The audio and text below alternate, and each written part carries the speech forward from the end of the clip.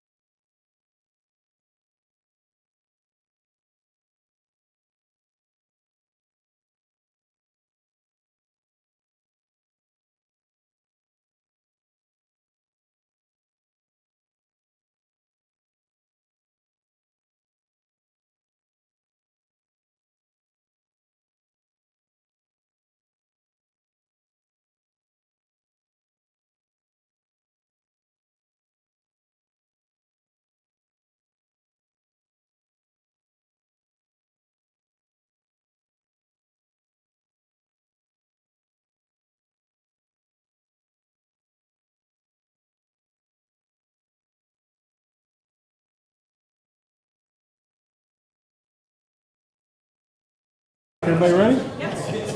Give me a go. Good evening. Let me put my cheaters on. Welcome to the September 21st, 2022 Planning and Zoning Commission meeting. At this time, I request that everyone please turn off or mute all cell phones and other electronic devices. Additionally, I would ask everyone to please stand with me for the Pledge of Allegiance.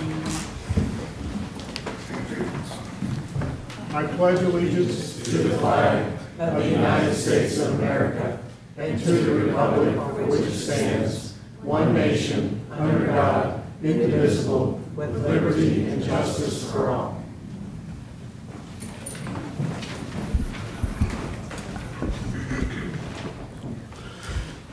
Applications for conditional use permit requests and rezoning requests will be heard during tonight's meeting, and the commission will vote on these applications and make a recommendation to the county council.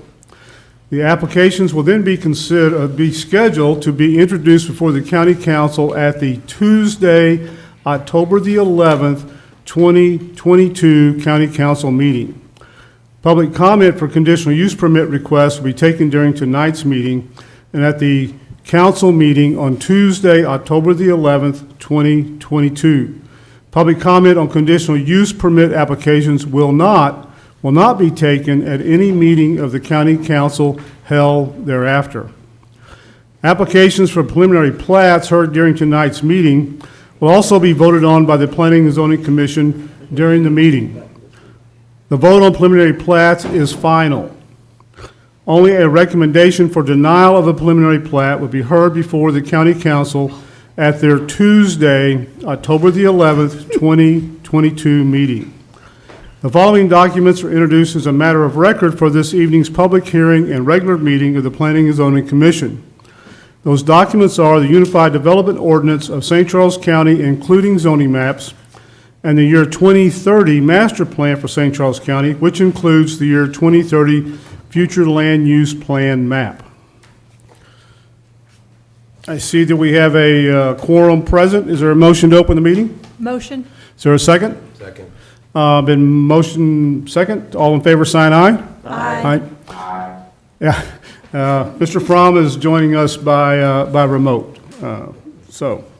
One slight change to the agenda for this evening is the applicant for application RZ 22-14, which is a rezoning request for 3866 South Point Prairie Road, and the preliminary plat, which is PRE 22-11 for Saxony Ridge, have been requested by the applicant to be continued to the October 19th, 2022 Planning and Zoning Commission meeting.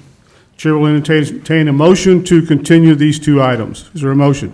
Motion. Is there a second? Second. All in favor, sign aye. Aye. That has, so if you're here for the Saxony Ridge project, that will now be continued to our October 19th, 2022 meeting. And if you want to stay, you can. If you want to go, you can. It's not raining right now, so if you're going to go, now would be a good time to go. Okay. A little roadmap as to how we conduct our meeting. I will read into the application. I'll read the application into the record, and then we will ask the staff for their report. They will give us their report and their recommendation. We will then ask the applicant to come forward to present their application, and members of the commission may or may not have questions. Once the applicant has presented their application, we will then open up the public hearing for that application.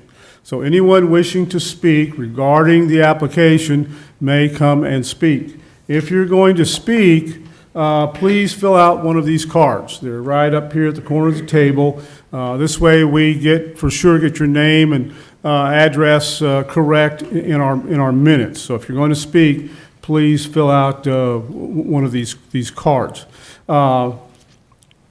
Once we have closed the public hearing, then we'll ask the applicant to come back and to address any issues that may have arisen during the public comment portion of this application. But once the public hearing is closed, we will not take any more comments from those of you in the audience. Okay, commission may ask the applicant some questions to address any issues that may have arisen, ask staff for some clarifications, etc., and then we will take a vote. So that's sort of the process of our meeting. Okay, so the first item on our agenda is a rezoning request. Location is Highway B. The application number is RZ 22-12. The property owner applicant is John C. Bonert. The current zoning is A agricultural district with floodway and floodway fringe overlay districts. The requested zoning is RF, riverfront district and floodway fringe overlay district. The 2030 master plan recommends agricultural and floodplain uses. Excuse me. The rezoning area consists of 12.732 acres, and the location is bordering the Mississippi River north of the Burlington, Northern, and Santa Fe Railroad tracks. And this location is in Council District 1. Staff. Well, hello, it's Doug Mosley. You've seen me one other time, but I'm still new, and I'm one of the two certified floodplain managers, so I'm going to handle these going forward probably that are end up in the floodplain or floodway. There's several different ways that Mr. Bonner can go about improving his property, but going to the riverfront district. Excuse me, guys. We're not hearing you. Well, they're not hearing me because I'm not talking into this thing. Oh, I didn't touch that. I thought just because I was loud you'd hear me. He'd have to do almost everything he'd do on an improvement in that area that's not a use that's a use by right in ag would require another conditional use permit. So for the foreseeable future, he could be coming back over and over again if he has a series of improvements he wants to make. In adopting this zoning district, we will ascertain from him that he can produce a no-rise certificate from an engineer. And basically our concerns in developing that type of area, especially the floodway part of it, is exactly that there is a no-rise and he's not, nothing they're doing there is impeding flow or causing water to move off the property onto somebody else and cause higher flood heights elsewhere. So while it seems like we're greatly simplifying the process for the applicant, the thing we're most worried about, or at least me being one of the floodplain managers, is whether we're having an increased amount of flooding somewhere else by something we're doing on these lands. And as you said, you know, the land use plan says these are recreational use areas, so it's probably not going to end up being prime farmland down there. There's a lot of folks using it in this way, and it makes it easier for the applicant and staff to deal with it going forward. So, let's see what else. You know, the intent of ag is clear, and it's probably not any of this going to be farmed anytime soon, I don't think, down there. And so the intent of us going forward to having that be in a recreational area is better served by this, because if you have a campground and you need to move with however the campground business moves, you need to be able to do things. And our major concern of having a no-rise down there, having, you know, not any disturbance of the flow of the water past the campground in a flood situation, or any displacement by buildings that are not flow-through buildings, is allayed by moving to this. You know, make it, honestly, my job simpler, which I'm not against, and the owner's job simpler going forward. And that's why, at the end of this, I recommended for approval of this. Any questions for staff? Hearing none, we'll ask the applicant to come forward. Okay. I forgot to tell everyone I have to swear you in. Good evening. So please raise your right hand. You solemnly swear or affirm that you will tell the truth, the whole truth, and nothing but the truth in these proceedings under the pains and penalties of perjury. Yes, I do. Please state your name and address for the record. John Bonner, 1596 Autumn Lane, Osage Beach, Missouri. Okay. Go ahead, Mr. Bonner. Yes, I applied, I got a hold of the planning and zoning and talked to them about adding some more campgrounds to my RV park that's existing there now. And they told me to file a permit to do that, so I did, and sent them $100 down for the permit. And then they got a hold of me and said, no, I'd be better off doing a different permit. So I talked planning and zoning, and they told me to apply for the riverfront. So that's what I did. And as far as impeding the water, the only thing I'll be doing is putting in a gravel road in the existing field, just laying rock down, and for the for the RV pads, it's just rock. That's all. I don't pave anything. It's just all rock, just like it has been since I owned the place since '03. And I've talked to Ameren UE, and Ameren came down, and they drew out their preliminary about adding the new electric. So Ameren's all in for it. They're the ones that wrote all this up for me. So basically, that's all it is, just adding some more campgrounds. Questions for the applicant? So will there be Any kind of bathroom facilities? No. The campers are all self-contained. They bring their own fresh water from their homes, fill their holding tanks, and then there's a truck that comes through and services the campers, and he pumps out every Sunday. He comes down there and pumps out all their campers or their Johnny on the spots. Gotcha. So basically, all it is like a 50 by 50 lot. They put their camper in their boat, and And that'll be electric hookup? they'll be electric. Ameren Ewell has agreed to come down and put in the new electric with, I have to pay some of it to have it put in. And then there is also a mound that I built up down there that they're going to run electric on top of the mound. And eventually, there might be a small storage shed up there for the equipment. But that mound is above the railroad tracks down there in the bottoms. So that's basically, it'd just be a machine shed. What about trash disposal? They have to take it all with them. It's all in their contract, that when they leave, they take the trash with them.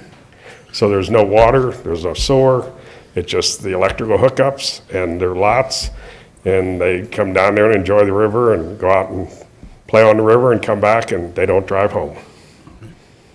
Are these lots, when they come in there, is that, they can rent it for all summer or the whole I season? rent or- I rent by the year. By the It's year. not Okay, nightly or anything, it's by the year. And everybody pretty well places themselves down there. I got a really good group of people. I don't even get any complaint calls anymore, which is nice because I live down at the lake. Any other questions for the applicant? Hearing none? Oh, hold on. No, shh, you have to wait till the public hearing.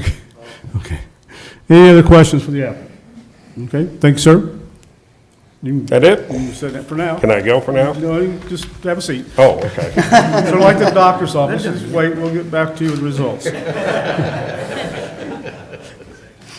We will now open the public hearing for RZ 22-12. Okay, so now anyone wishing to speak, come up, sir.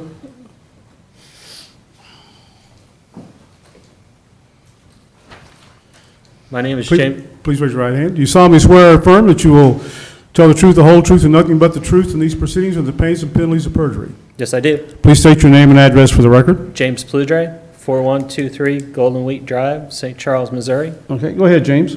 I just had a question regarding the black and gray water from the campers. How will they be disposed of? Well, we will bring you back up and find out about that. Okay. You have any other concerns? That was my only question, sir. Okay, thank you. Anyone else wishing to speak in this public hearing? Good evening, Mr. Denoff. Good evening, Mr. Chairman Ellis. How are you?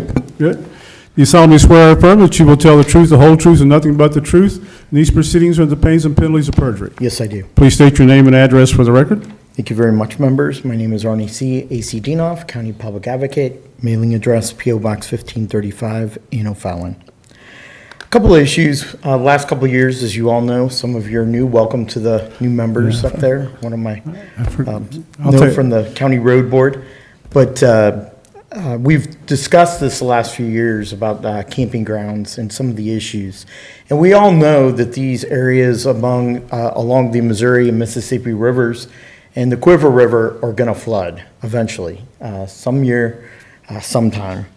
So I would like that the commission, I'm not opposed to having this type of district given to the applicant. However, I like the commission to consider some of the same conditions that you added on even to an elected official who came before you for a campground down in Defiance.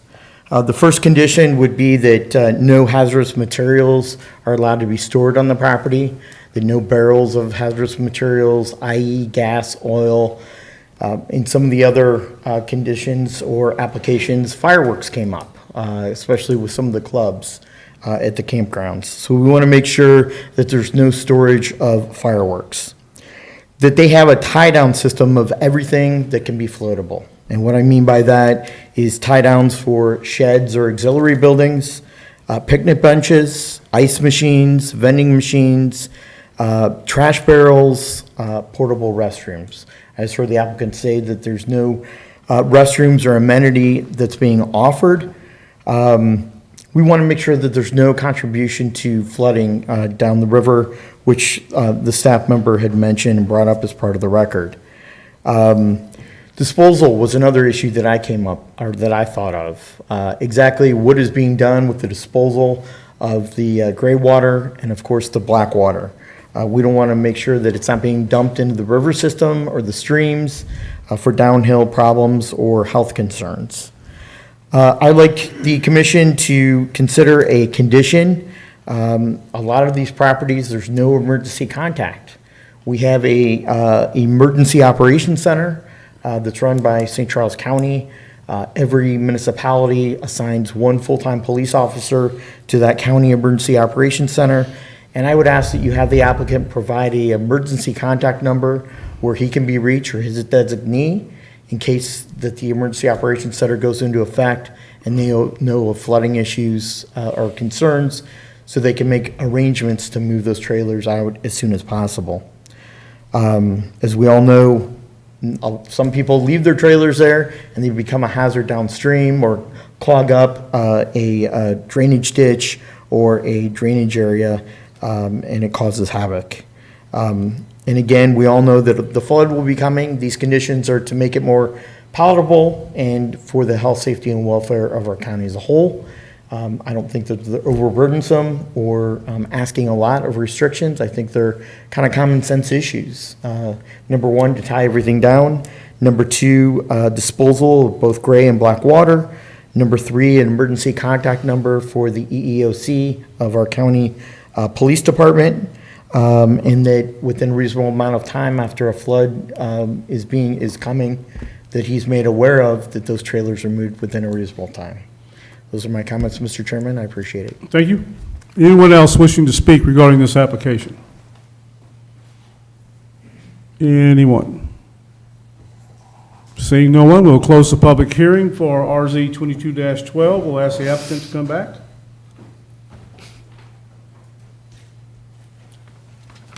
Anyone have any questions, additional questions for the applicant? I believe you said that there was no other buildings there. I'm assuming there's no picnic tables, big trash Well, cans, they anything have like that? picnic, they have picnic tables and barbecue pits. But these people that are down there, they watch the river stages constantly. If there's any chance of that river coming up, I'm gonna say, we really start worrying when it gets to about 20, 23, and we watch that stage all the time. I don't have to watch it. They call me and tell me where it's at.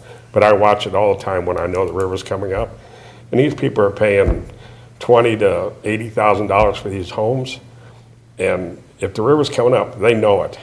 And that's why they put wheels on these things. They get them out real quick. They don't take a chance on leaving them down there in the floodplain. And as far as the things that they have there with them, that's their valuables. They throw them on a trailer and they either put them up on a high ground somewhere or they take them back to their homes. Nobody leaves anything down there. And you'd be surprised how fast they get out. If they see that water is coming up, and they'll watch Highway B and they'll watch Highway C.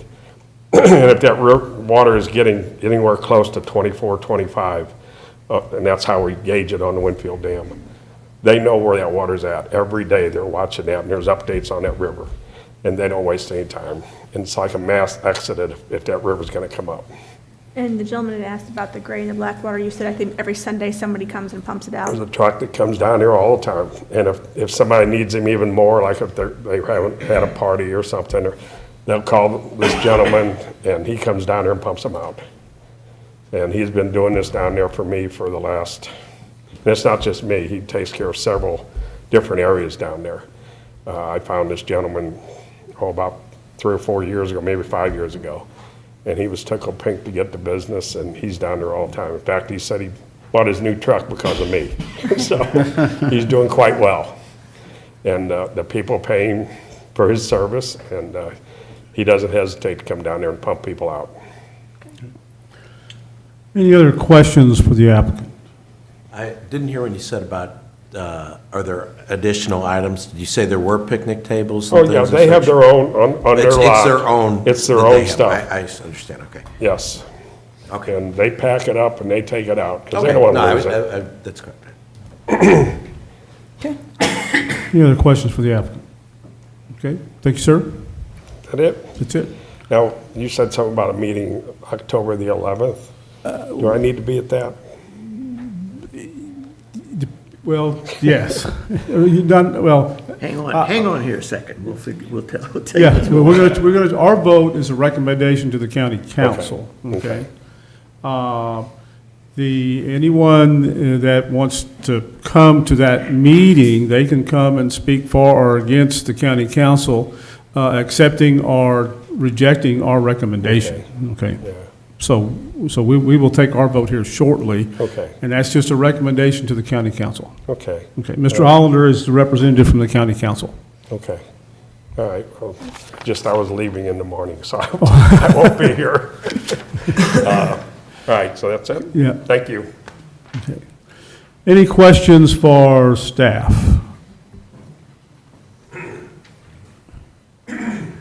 Seeing no questions for staff, the chair will entertain a motion to approve application RZ 22-12. That application is to rezone property on Highway B, bordering the Mississippi River and north of the Burlington Northern and Santa Fe Railroad tracks. It's currently zoned agricultural district with floodway and floodway fringe overlay districts, and to be rezoned to RF Riverfront District with floodway and floodway fringe overlay district. This area consists of 12.7 plus or minus acres. Is there a motion to approve this application? Motion? Who made that? Mr. Shell made that motion? Is there a second? Second. Spamer, second. Ms. Barr, how do you vote? Yes. Yes. Mr. Cleary? Yes. Mr. Cornwall? Yes. Yes. Mr. Fromm? Yes.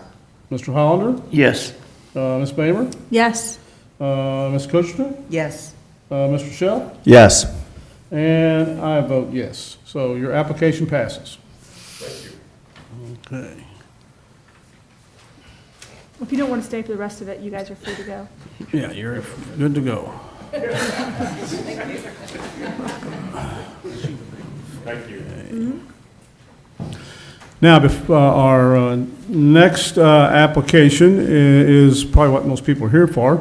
But before that, I, getting in a hurry, overlooked the fact that we have a new commissioner with us this evening, Ms. Jeanette Kirchner, who has served on this board 2 terms. two terms on this board prior to leaving to the, would you go to the Road board. to the road board, but now she's back, so, and we're glad to have her back. Thank you. She's a veteran.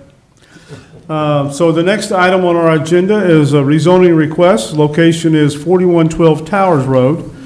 The application number is RZ 22-13. The property owner is Huster Holdings, LLC. The applicant is Matt Schlichter, is that correct? For Network Real Estate LLC. The current zoning is R1E Single Family Residential District. The requested zoning is C1 Neighborhood Commercial District. The 2030 Master Plan recommends low-density residential uses. The rezoning area consists of 2.91 acres. The location is on the northwest corner of Towers Road and Wellsmont Drive, and it's located in Council District 7. Staff. As mentioned, the property is zoned R1E, single-family residential, and is located along Towers Road, which is an arterial roadway. There's not any neighborhood serving commercial within the area. It's, the site specifically is on Towers Road, just east of Dingledine Road. And there are existing neighborhoods that have been there since the, I guess, the 1970s, and then there are new and up-and-coming neighborhoods being built nearby, but there is, at the moment, a lot of residential construction underway. The property itself that we're talking about is a little less than 3 acres. It's on the corner of Towers Road and Wellsmont. Although it's zoned residential, in 1977, the county council approved a conditional use permit to operate a kennel a dog kennel on this property. And so that conditional use permit has been in place since 1977. Along the way, the property owners have applied for a number of variances having to do with setbacks for this property, side yard setbacks, a few setbacks having to do with fencing. The concept here is that the proposed zoning district, the C1 neighborhood commercial district, will allow neighborhood serving commercial, but I understand from the applicants their immediate goal would be to allow a short cell tower to be erected on this property, should it be zoned commercial. And I'll get to that in just a moment. But what I would like to say is that tonight, we're not here to discuss the merits necessarily of a cell tower. We're here to talk about, is this the right place for neighborhood commercial zoning? Because we have to think of the entirety, the whole range of uses that zoning could allow at this location. For instance, under C1 zoning, it could allow such things as retail sales and services, banking, medical offices, parks or playgrounds, and florists. Also, a kennel will be permitted by right under the proposed C1 district zoning on a site of not less than 3 acres. Actually, this is a little less than 3 acres, but a restaurant and convenience store are examples of uses which could be authorized with a conditional use permit should the C1 zoning be approved. And your staff report does cover a paragraph that includes about telecommunication towers would be allowed by right in the C1 district up to a height of 85 feet for 2 or more users, and such cell towers have to be set back from residential zoning districts, at least the height of the tower. So only if it met all requirements would such cell tower be allowed by right. So if they wanted to exceed the height limits, or if they wanted to be closer to a property line than that, they'd have to come back before this body and go to the county council for specific and special approval. But again, we're here to talk about the general concept of neighborhood commercial zoning at this location, and is the right place for that. The 2030 master plan recommends low-density residential land uses, 1 to 4 dwellings per acre.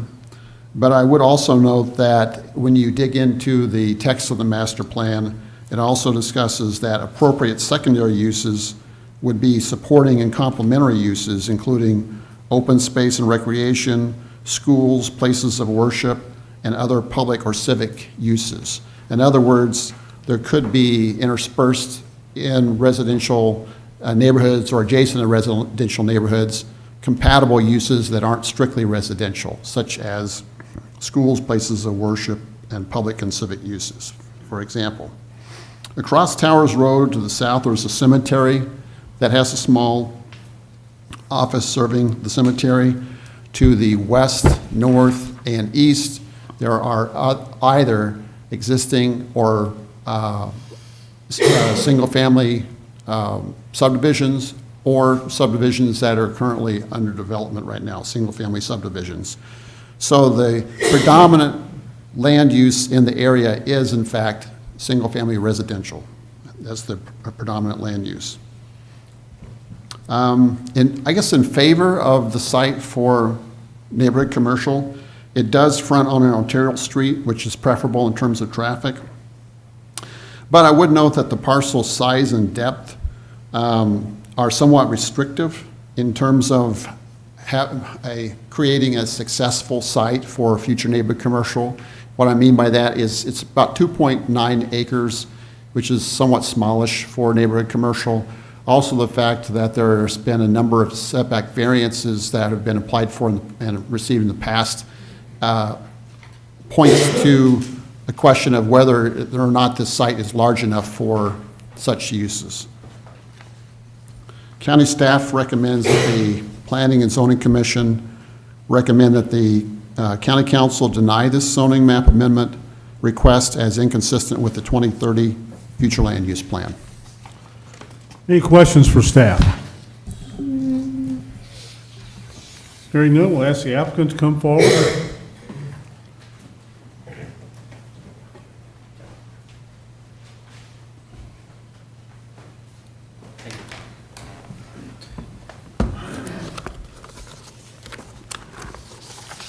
I'd like to give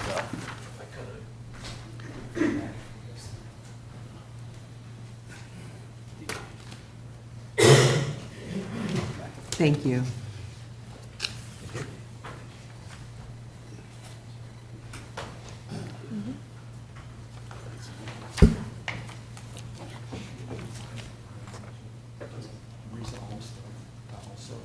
For the official record. Actually, I'll give her this. And if you'd like to, we've received a letter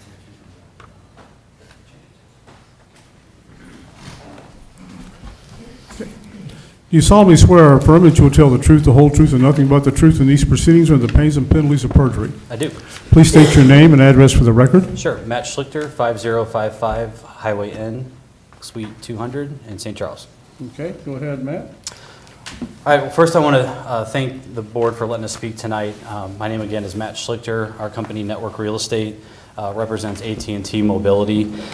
We basically are tasked with finding new sites for them in the area whenever a need arises.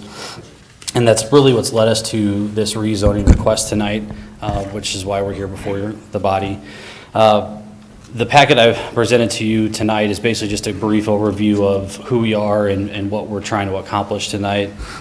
And so if you go to that second slide, that just gives you kind of a brief overview of where kind of wireless is in general in terms of some of the stats and data points of, how wireless users are using the data. A couple just to highlight is that right now over half of households right now are only wireless only, and that 1 in 5 households are now relying on their smartphones as their primary source of their internet.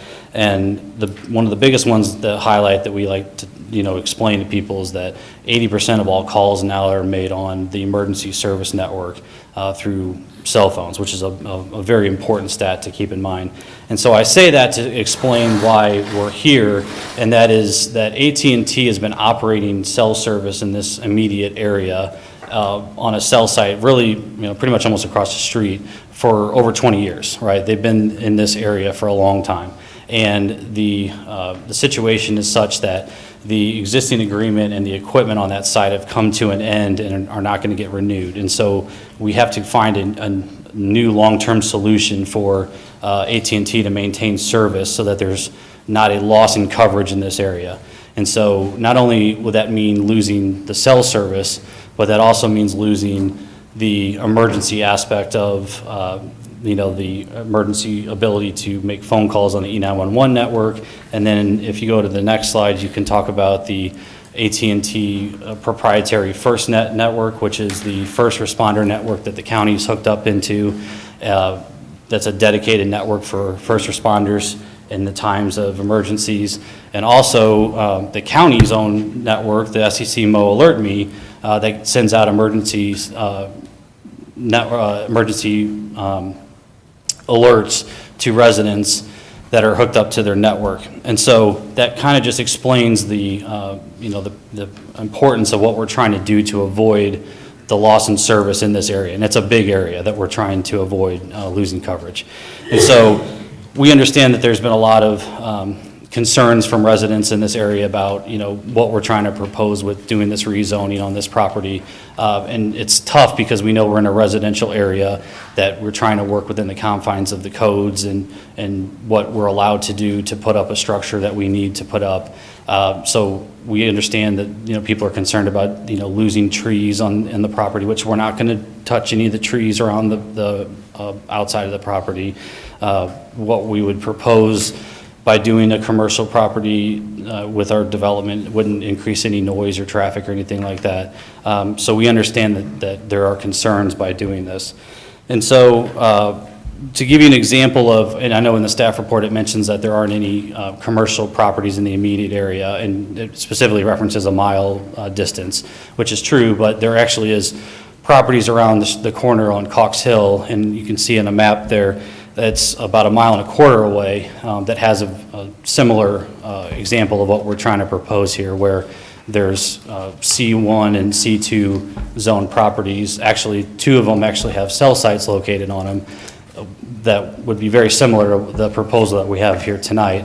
One of them is a C1 district it's a mixed zone district of C1 and R districts, and then one's actually a C2 zone district. And so there is instances in the area, it might not be a mile, but it's actually just a little bit greater than a mile in the area. So yes, we understand that it's predominantly residential, but there are instances of this around the corner here on Cox Hill. The other thing to point out that, because in the staff report it makes references to inconsistencies with the future land use in the master plan, but we think that there are actually similarities and consistencies by not losing coverage and maintaining the service in the area, and we feel that the master plan actually does identify that, and those are the last few slides that you see in front of you. Things like in the mission statement where it calls out to provide adequate utilities and public services and providing wireless broadband networks throughout the county. It even mentions references the FirstNet network in the master plan and calls out to build a reliable public service to provide adequate wireless to the community. And then it also mentions, it references about the rapid growth in the county and the increased demand for public services and facilities. And, with the new McBride neighborhood that's going in, that just means that there's even more residents and even more devices in demand that's going to be needed in the area, just to further evidence the need for, the service to be maintained in the area. So we feel that, the 2030 plan actually does enhance the need to maintain the service. And so by rezoning the property to allow for something like this to happen would actually fall in line with what that master plan really does support, in our opinion. Questions for the applicant? The location of your current cell, did you say it's right there nearby? Yes. And on this, would there be any way you could describe it on the map? I don't think it's specifically called out on it, but it's on a water tank across the street. It's about, I think it's about 1,000 feet from our subject property, yeah. Okay. All right, thank you.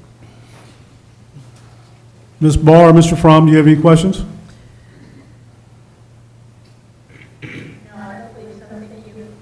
Okay. Okay. Okay, thank you, sir. Thank you.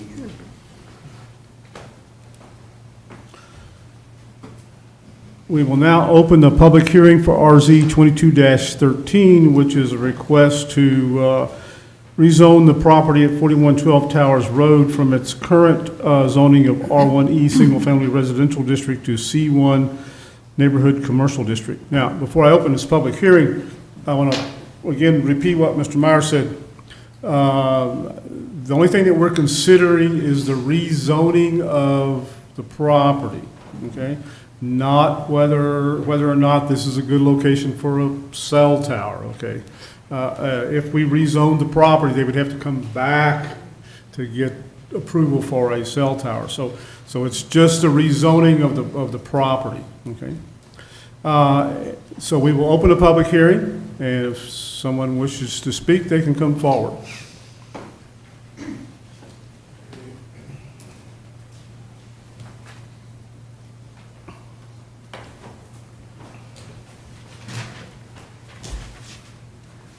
Okay, please raise your. You have to do your other hand. He was in the military, just like I was. You solemnly swear or affirm that you will tell the truth, the whole truth, and nothing but the truth in these proceedings, or the pains and penalties of perjury. Yes. Please state your names and address for the record. Mary Alice Wright. Sam Wright. That's 219 Wellsmont Court. Okay, go ahead. My husband and I were both Air Force, and we're veterans, even though he can't tell his left from his right. That's how you know him. I guess I paid more attention. But I want to bring to your attention, we've been married 40 years, and we have a lot of things to be proud of in our life. One of the things that I'm most proud of is that we are cancer survivors, both of us.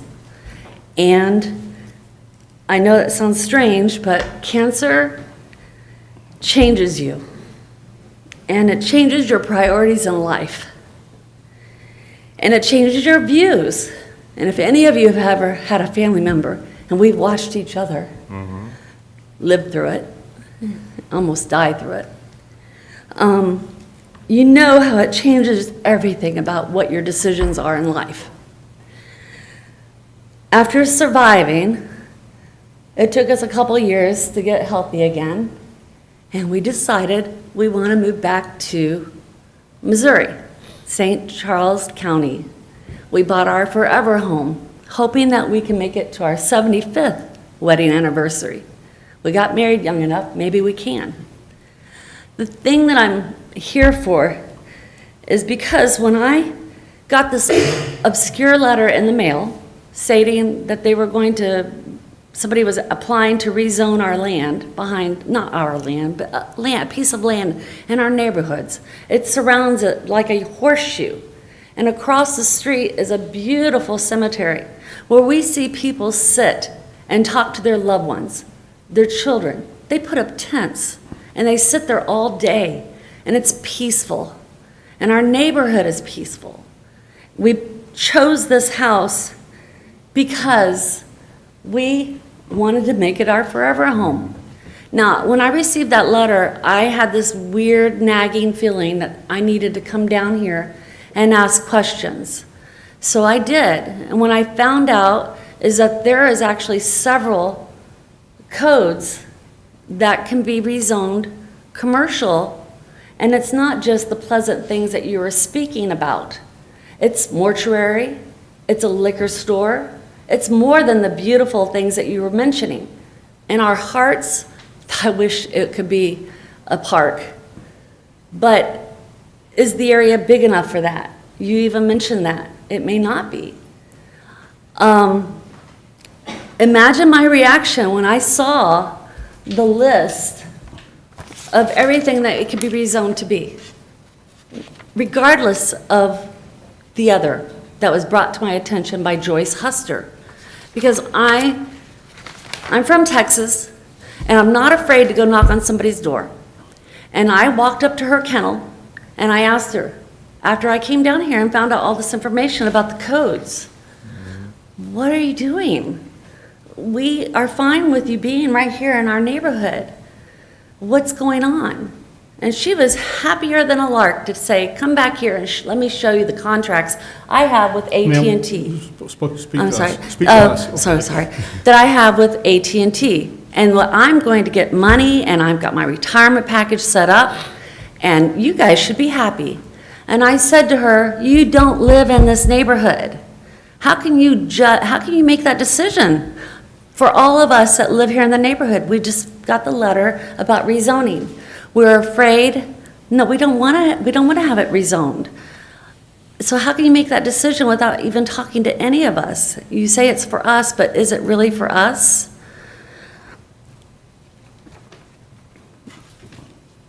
She said that her salesperson said it was harmless and it was safe. She wanted to share all of it with me. And I said, I don't want to see it. I don't want to know. I'm a cancer survivor. And my husband is a cancer survivor. There is not enough data back. And they'll say, frequently they'll say that more studies are needed to create doubt in Americans' minds. Yeah. Right? More studies are needed. But that's the same thing people said about big tobacco companies. Same exact correlation. I know I'm not supposed to talk about cell towers. The whole thing is about zoning. But did you know that the International Fire Association of Firefighters fought this, and they won, where they do not allow cell towers on their fire stations because of the harm that can come to the firefighters? That's real. We are the residents that live here, and you are charged to protect us in planning and zoning.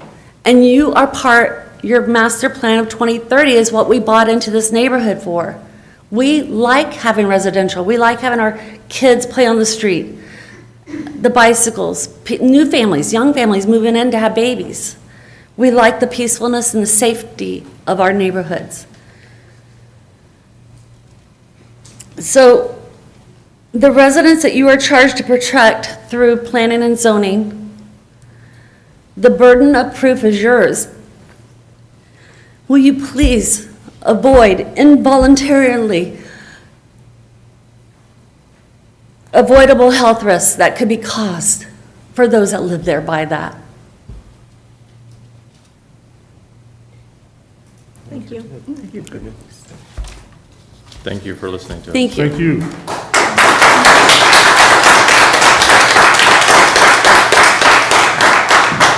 Anyone else wishing to speak?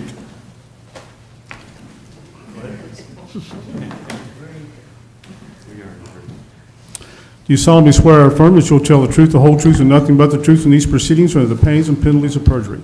Yes, I do. Please state your name and address for the record. My name is Emma Ernst. I live at 419 Wellsmont Drive in St. Charles. Okay, go ahead, Emma. My fiance, Stephen, and I recently purchased our first home on Wellsmont Drive. We were overjoyed that through hard work and determination, we were able to purchase our very first home at the age of 23. We bought this home with our future family in mind. We envisioned coming home to this house after our wedding and carrying our newborns through the front door. This beautiful neighborhood is spacious and it's safe. It's a place where kids ride bikes on sidewalks, people go for runs after dark, and neighbors look out for each other. Days after closing on our house, before we even moved into it, we were informed by a neighbor that the owner of a property next door to our new house is attempting to rezone their land as commercial property. Unfortunately, this information was not disclosed to us when we were purchasing our home. To make matters worse, there are potential plans to lease a portion of the property to AT&T to build a 5G cell tower, as we all know. This is a photo of my backyard, which, as you can see, shares a lot line with the property in question. Our backyards literally align.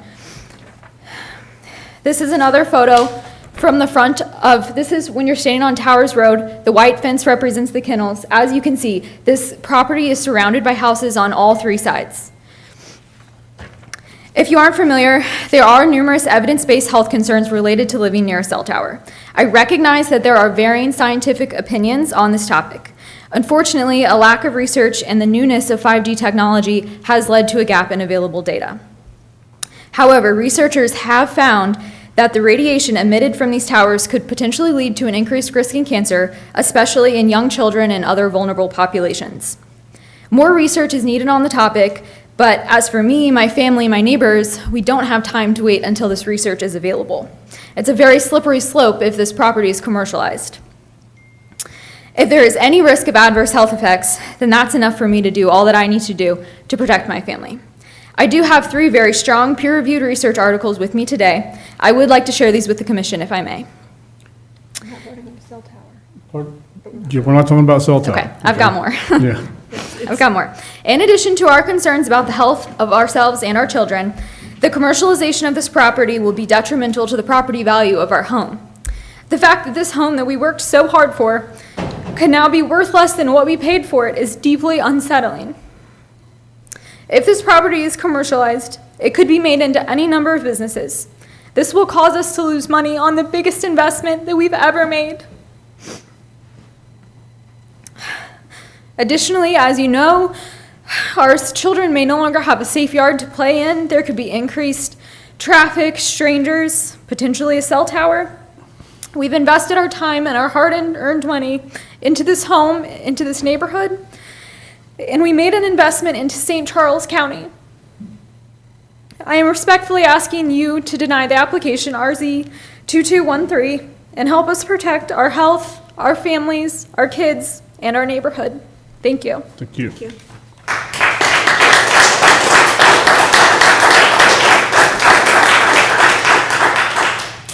Anyone else wishing to speak?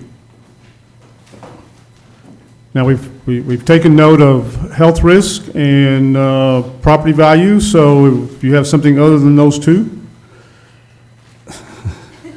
Mine kind of includes a lot of that. And I'm in the property right behind this rezoning. Okay, so, but we've already taken note of health risk from a potential of a cell tower and the potential effect of property value, so.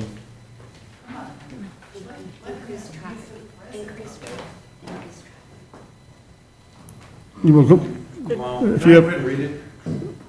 It only take a minute. You solemnly swear or affirm that you tell the truth, the whole truth, and nothing but the truth in these proceedings under the pains and penalties of perjury. I do. Please state your name and address for the record. Dan Fector. I'm at 211 Wellsmont Court in St. Charles. Go ahead, Dan. I'm here to express my opposition to the rezoning of this property for the use of a cell tower. Rezoning of this property could also bring any kind of business to be built in the future for the current owner, to be built in the future if the current owner wants to sell. Most lease agreements do not give the right to terminate, while the tenant is almost always allowed to terminate on a limited notice. This impacts the future development of the property, and cell towers cost an exorbitant amount of money to move, so I'll be stuck with this in my backyard for the remainder of my life. Towers also are not attractive and can and will have a negative impact on neighboring properties that back up to the tower. From National Association of Realtors, monetary impact between 2.65% and 7.6% for any house within sight distance of a tower. But my personal impact would be closer to 9.78 due to my close proximity to the tower. I also have an autoimmune disorder. The World Health Organization, International Agency for Research on Cancer, states that radiation for cell towers is possible carcinogenic to humans and can cause brain cancers of various types. Towers are more dangerous than a typical cell phone because they emit a greater amount of radiation with greater intensity as well. Experts agree being exposed to a mobile tower within 50 meters of your home or workplace is like being in a microwave oven for 24 hours. Everyone living within close proximity to the proposed tower can expect to have sleep disturbances, headache, fatigue, joint pain, and many other types of exposed disorders. Cell towers carry the same cancer risk as living surrounded by lead, DDT, chloroform, and petrol exhaust. The industry as a whole, of course, is in denial of any adverse effects from towers. But if that is the case, then why have any laws and limits at all on where they can be put? No research is needed to establish that a cell tower can have adverse effects on the view from my backyard as well. I have spent tens of thousands of dollars to make my backyard an oasis for me and my family to enjoy in retirement. There isn't one person in this room that would want a cell tower in their backyard either. Please don't let this happen to me or my neighbors. Say no to rezoning.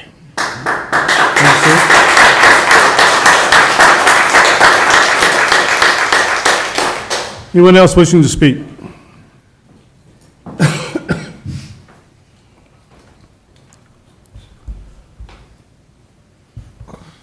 Different application, I have to swear you in again.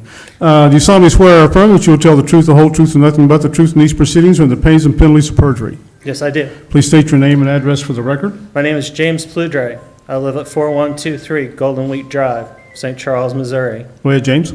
I live actually 86 feet from the property in question, and I've lived here my whole entire life. The kennel in question was never meant to be a commercial kennel.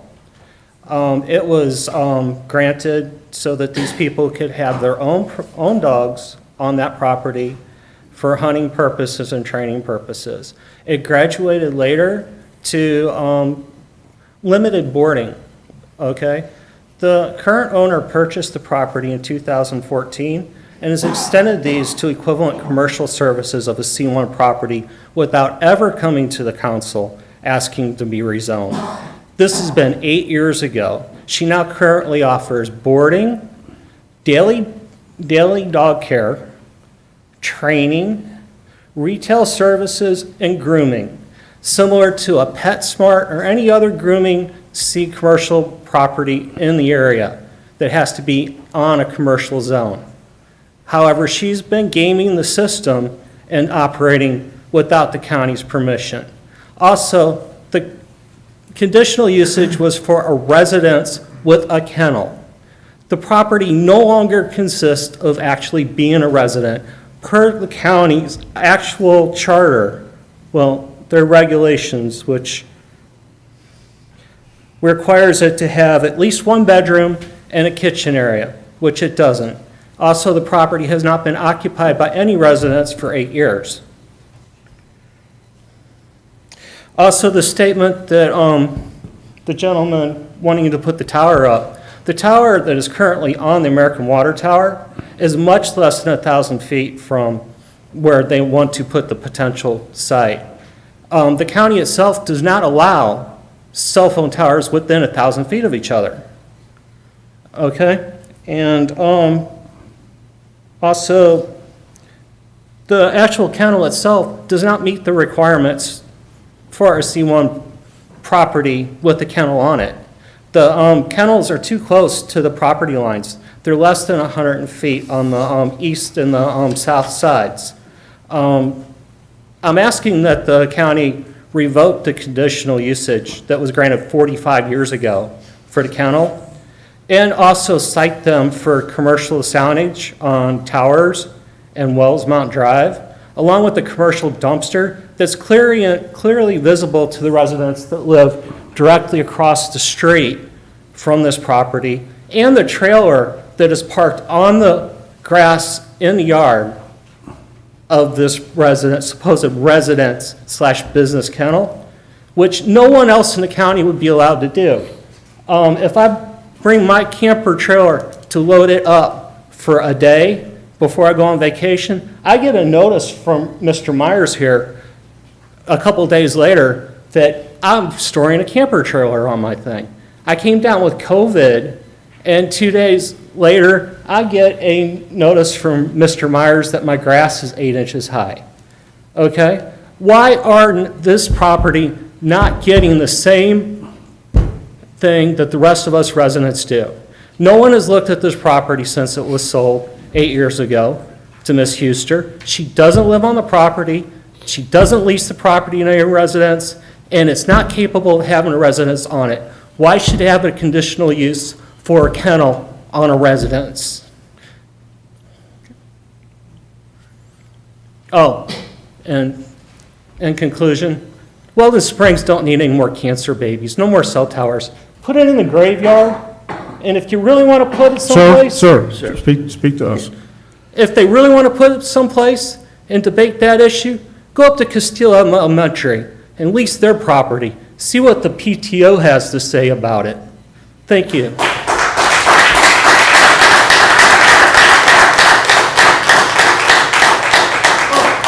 No, you're with somebody else. We're running out of time. You're with AT&T for 17 years. These people don't have our interest in their best.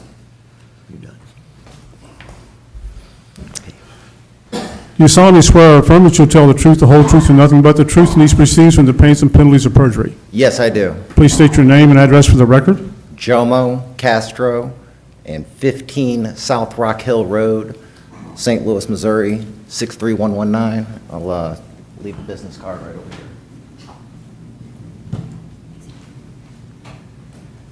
here. Go ahead, sir. Thank you.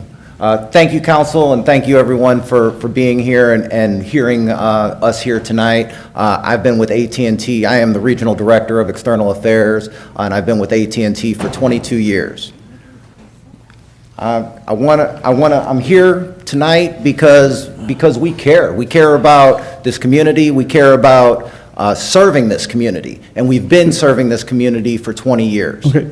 The rezone that we are applying for is consistent with the land use plan by providing the key services to the community, including wireless coverage, wireless broadband, and emergency services that we talked about.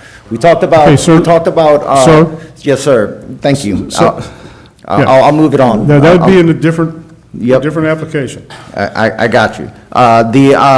We just really wanted to talk about the rezone itself, plans to keep the green space intact, and and we also have a mile and a quarter away, we have a similar property doing exactly the same thing. And as the gentleman preceding me, just articulated, the property itself is being operated as commercial use right now. The main point we want to say is that we believe the rezone is reasonable, and as a longtime employee, I'm confident that we'll be responsible with how we utilize it, how we keep the green space intact, and how we provide service utilizing the space. Thank you for your time. Thank you. Anyone else wishing to speak? Now, we've come forward, so we've heard about health risks, property value, future development, and potential code enforcement. So anything different than those? You solemnly swear or affirm that you will tell the truth, the whole truth, and nothing but the truth in these proceedings with the pains and penalties of perjury? I do. Please state your name and address for the Bradley record. David Stribling, Pardon? Bradley David Stribling, 412 Wellsmont Drive, St. Charles. Go ahead. I'm an adjacent property owner across the street from the kennel. As I walk out of my house, I will see this cell tower. I didn't sign up for this 15 years ago. I wanted a vision of growth that would be consistent with where we live. Where we live is residential. If the property were rezoned residential, that would be fine. Homes across the street from me would be fabulous.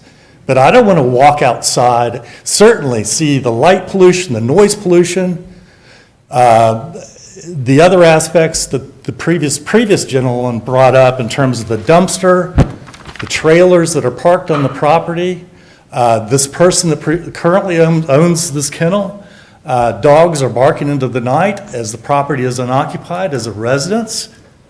We're listening to the dogs bark. I'm a dog guy, but from the standpoint of this as an ongoing issue, I'm about to start making complaints. And where my shortest fuse lies is in terms of, and I hate to say it as a redundancy, but we have a devaluation of property values on the horizon if this is approved. And I have a real problem with that. I mean, we have a lot of people here that have spent a lot of hours and time emotionally charged to bring this up as an issue to the council. And I have a real feeling that based on the 59 written protest letters that we've submitted to the council that have been notarized, the energy that's gone into this should exemplify somewhat what we want and desire as a home for our forever home. And we do not have that right now. We have a clear indication that, again, this is going to be a noise pollution. Keep the commercial traffic on mid-rivers. Where we live is wonderful. The dark spaces are great. Where the AT&T gentleman spoke of green spaces, that's corporate talk. That's not really somebody speaking from the standpoint of a property owner with a vested interest in terms of his investment into the property that he is invested in for 30 years. I don't see it. Again, I see a property owner that's looking at something that she can do with minimal involvement to rack up revenue for her business. It's a flailing business, I'm sure. I've talked to a lot of people. Everybody knows this. The prior owner was a resident of this property. We loved her. This was somebody that was a phenomenal resident, a phenomenal neighbor, raised world-class wolfhounds. My wife and I brought her turkey dinners when she could not cook because of the time spent on the board where she was having to take care of animals that were boarded during holidays. But this person, again, she's not there all the time. And it's frustrating to me to have to get up here and actually explain at the expense of these people that are just, they're in tears. And that's all I have. Folks, I apologize for the emotional aspect of it, but I am very, very concerned about this moving forward. Thank you, sir.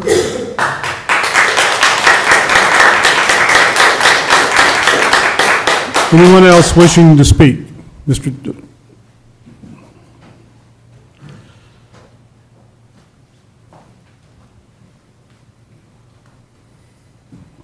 you solemnly swear or affirm that you'll tell the truth, the whole truth, and nothing but the truth in these proceedings or the pains and penalties of perjury? Yes, I do. Please state your name and address for the record. My name's Andrew Orton. I live at 416 Wellsmont Drive. Go ahead, Andrew. We've talked about a lot of things already, and I'm sure you guys already, one thing that we haven't talked about is the potential for crime when it comes to commercial properties. We're trying to avoid talking about cell towers in the same conversation, although if, that's going to be the use for the land, it's kind of one and the same. But if we are just talking about rezoning to commercial property, then, that increases the risk for crime. And like a lot of these people back here, we've got kids in the street riding bikes, having fun, and nothing says the American family like being able to play out in the street, play football, play baseball in the street without having the safety concern of being hit by a car or what else have you. Rezoning this to commercial property just increases the chance for crime. If it's a gas station, you've got people coming in from, wherever it is, because a gas station is one of the things that can be built on a commercial land. You got people coming in from, wherever to get gas. And if we got kids in the street, they could be hit by cars, So this really, in my opinion, is a more of a protection for the future of Americans' children, and giving them a nice place to be raised and have fun and enjoy life. Rezoning right in the middle of a residential area to a commercial property is not really in line with the 2030 master plan. And I feel like if the people who are wanting to rezone this actually care about the communities, they would realize that and find a better place for their potential cell tower or gas station or mortuary, whatever it is whatever it is they want to put up there. Yeah. Thank you. Thanks. Thank you. Thank you.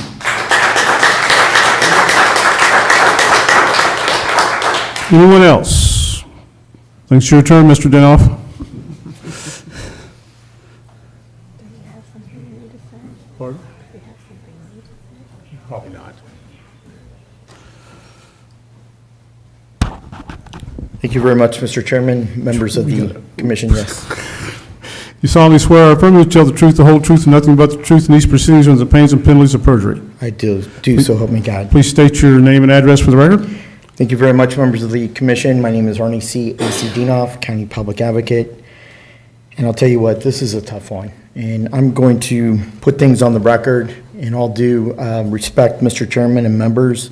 The cat was let out of the bag with the cell phone tower, so I'm going to testify accordingly. That's not what we're voting on. I understand, but he testified, so I'm going to respond to that. And if you don't believe me, there's case law, and you can ask Mr. Wise, the county counselor, about public testimony in the Missouri Revised State Statutes. Do you want to ask him? Nope. Go ahead, you got 2.5 minutes. Yep. Well, Mr. Chairman, you didn't time anybody else. Yes, I You let did. other people Yeah, go I over did. 3 minutes. That's So- right here. So our comprehensive plan calls for low residential here. The use of a short cell phone tower up to 85 feet. Federal law, and unfortunately lobbyists have lobbied the federal Congress, and there are federal communication commission rules and regulations that are against our county. State law was taken away from residents of St. Charles County last year by our legislative delegation and taking away local governmental regulations in the erection of cell phone towers. A place or house of worship, this county cannot deny any type of building permit. Case law in Missouri courts and United States federal courts, I ask that you ask the county counselor, Brian Wise, for some guidance in this issue. Our county 2030 comprehensive and zoning land use plan speaks for itself, and it says no commercial property, low residential R1. I believe in the recommendation of our county planning and zoning staff. I ask that there be some conditions, and I'll save that if they come forward with a cell phone tower in the future. To the residents behind me, code enforcement complaints can be called in anonymously to 636-949-7345, or can be emailed to bce@sccmo.org. Also to the residents, Missouri state statutes and our county charter offer a remonstrance petition that needs 20% of the adjoining property owners notarized and filed with Brenda Hinton, the county register, by 5:00 p.m. Friday, October 21st, or before the second reading of the county council ordinance, which forces a supermajority of 5 out of the 7 members of the county council have to vote in the affirmative. This is a tough decision. I ask you as commissioners, go back to the water tower on Canast Road in O'Fallon, the county's denial. That followed a lawsuit of which I was served by the plaintiff of Missouri American Water just for merely testifying in opposition at a public meeting. Everything, and I mean everything, comes down to the almighty dollar, and it's unfortunate. Money unfortunately controls everything in our society and in St. Charles County. In light of my above testimony, and it will be a fight, and if you don't believe me, ask Mr. Wise, the county counselor. I must ask that you vote with a recommendation of denial from our staff, although case law and court proceedings before us, we've got a big uphill battle. But I have to side with these residents. Over 50, I did count up the numbers of supporters, or in opposition. It was 54 in opposition, either emailed or written letters, and there was only one in support within the 3,000 feet of this property. I ask in light of the circumstances that you deny this application for rezoning, and I ask that the residents do the right thing, get a remonstrance, and fight like hell. Thank you. Anyone else?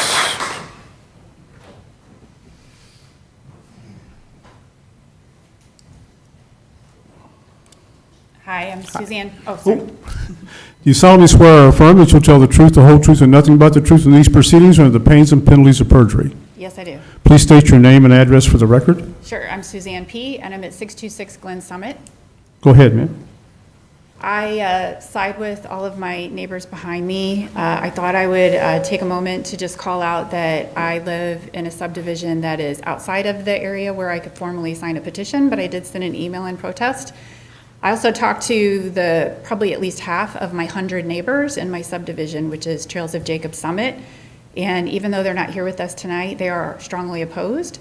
I also have a father who's in his 80s who lives on the other side of Wellsmont off Horseshoe Creek. It's another subdivision just, slightly behind. And both of us have owned our homes for 24 years. Both of us have sunk most of our life savings, other than our IRAs and 401ks, specifically into paying down our mortgages. So when we retire, we have an asset that's worthy. I know we've already talked about property values. I work in finance, I'm very aware of that. But I also want to talk about marketability. We've talked about things like crime and noise and changing the nature of the area itself. And I personally would not rebuy my home if it was across the street from a commercial area. When we purchased our home 24 years ago, we specifically drove down Cox Hill Road every single time we visited our property to watch our house being constructed. And every single time we did not want to buy a home on Cox Hill because we did not want to live next to commercial properties. And so to have a commercial property grow next to our home is not acceptable to us. We have people visit us all the time, and I know from talking to people, the nature of Cox Hill, where the applicant had cited has a tower, is not at all like the area where we live. We live in what I have to think are higher property value areas, obviously no commercial traffic, no commercial noise, no transient people coming through the neighborhood. It's small children, it's people on bicycles, it's people walking all the time. It's very much like living in a park-like atmosphere, and we would like to keep it that way, and that's what will preserve the marketability of our property. I also want to call out that our subdivision is one of 3 down basically a dead-end road. If you continue past where we live, you hit the Katy Trail. And so there is literally no way out other than going up Jacob Station Road and turning left on Towers or turning right. If you turn left on Towers, it would literally be catty-corner to that property. And so we've talked about cell towers. I actually am very opposed to that, but I want to stress, if I have to turn left every day, I leave my subdivision to get on Towers Road, crossing a commercial property, it's probably going to end up adding a traffic light. Obviously, it's going to add traffic. It's not going to be the nature of an area that I want to drive past every day. When I drive through, and I don't want to sound like I'm really knocking Cox Hill, it's just a different area, but there's other areas that are mixed commercial and residential use, and it's just simply a very different environment than where we live today. And so to have that jeopardized for the benefit of one person to profit at all of our expense is just not acceptable to me, and I want to stress that. And I did want to just stress that it's not just the immediate neighbors, it's all of us that drive in that area every single day. And I wanted to stress the point about Cox Hill because I actually thought that was somewhat irrelevant since that's not, the same area as what we live in today. I actually do want to just ask if other options have been pursued regarding how to preserve cell service. I actually have been working remotely for 2 years, and so I certainly understand the nature of needing adequate signals, but there have to be other options that haven't been pursued. And since this board is actually judging on the merits of just commercialization alone, then if you exclude, that specific cell issue, I haven't heard any positive talk in favor of voting for commercialization, other than specifically the cell tower use that we're specifically not supposed to address. So that is the extent of my discussion.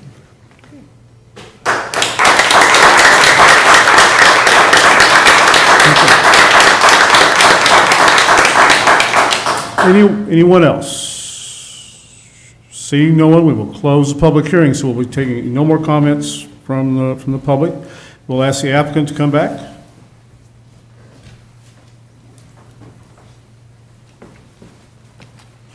Are there any questions, additional questions for the applicant? Ms. Barr, Mr. Fromm, do you have any questions for the applicant?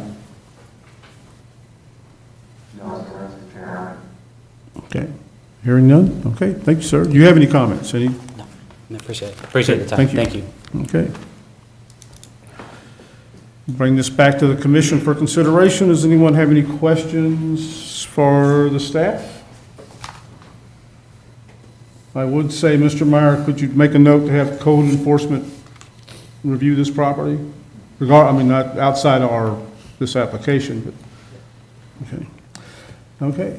Chair now will entertain a motion to approve RZ 22-13, which is the rezoning of the property at 4112 Towers Road, which is currently zoned R1E, single-family residential district, to the requested zoning of C1 neighborhood commercial district. Motion. There's been a motion made by Ms. Bamer. Is there a second? I'll second. Mr. Shells, second. Mr. Clary, how do you vote? No. Mr. Cornwell? No. Ms. Barr? No. No. Ms. Bamer? No. Ms. Kirchner? No. Mr. Fromm? Mr. Hollander? No. Mr. Shell? No. And I vote no. Okay.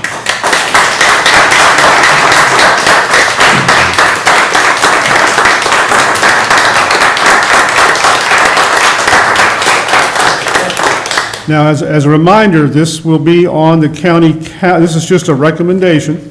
This will be on the county council's agenda on your Tuesday, October the 11th, 2022 meeting, right back in this room. So that's October the 11th.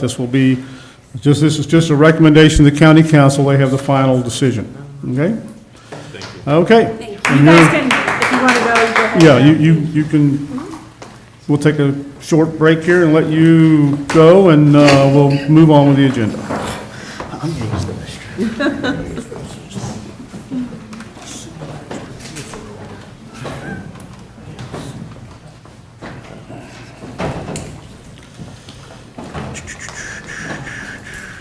Towers Road, conditional use permit.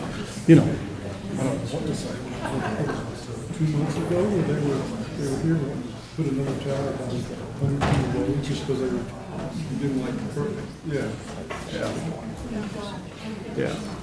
I mean, it's like, our lease is up and we want to get something for, yeah. I thought, I better not bring that up.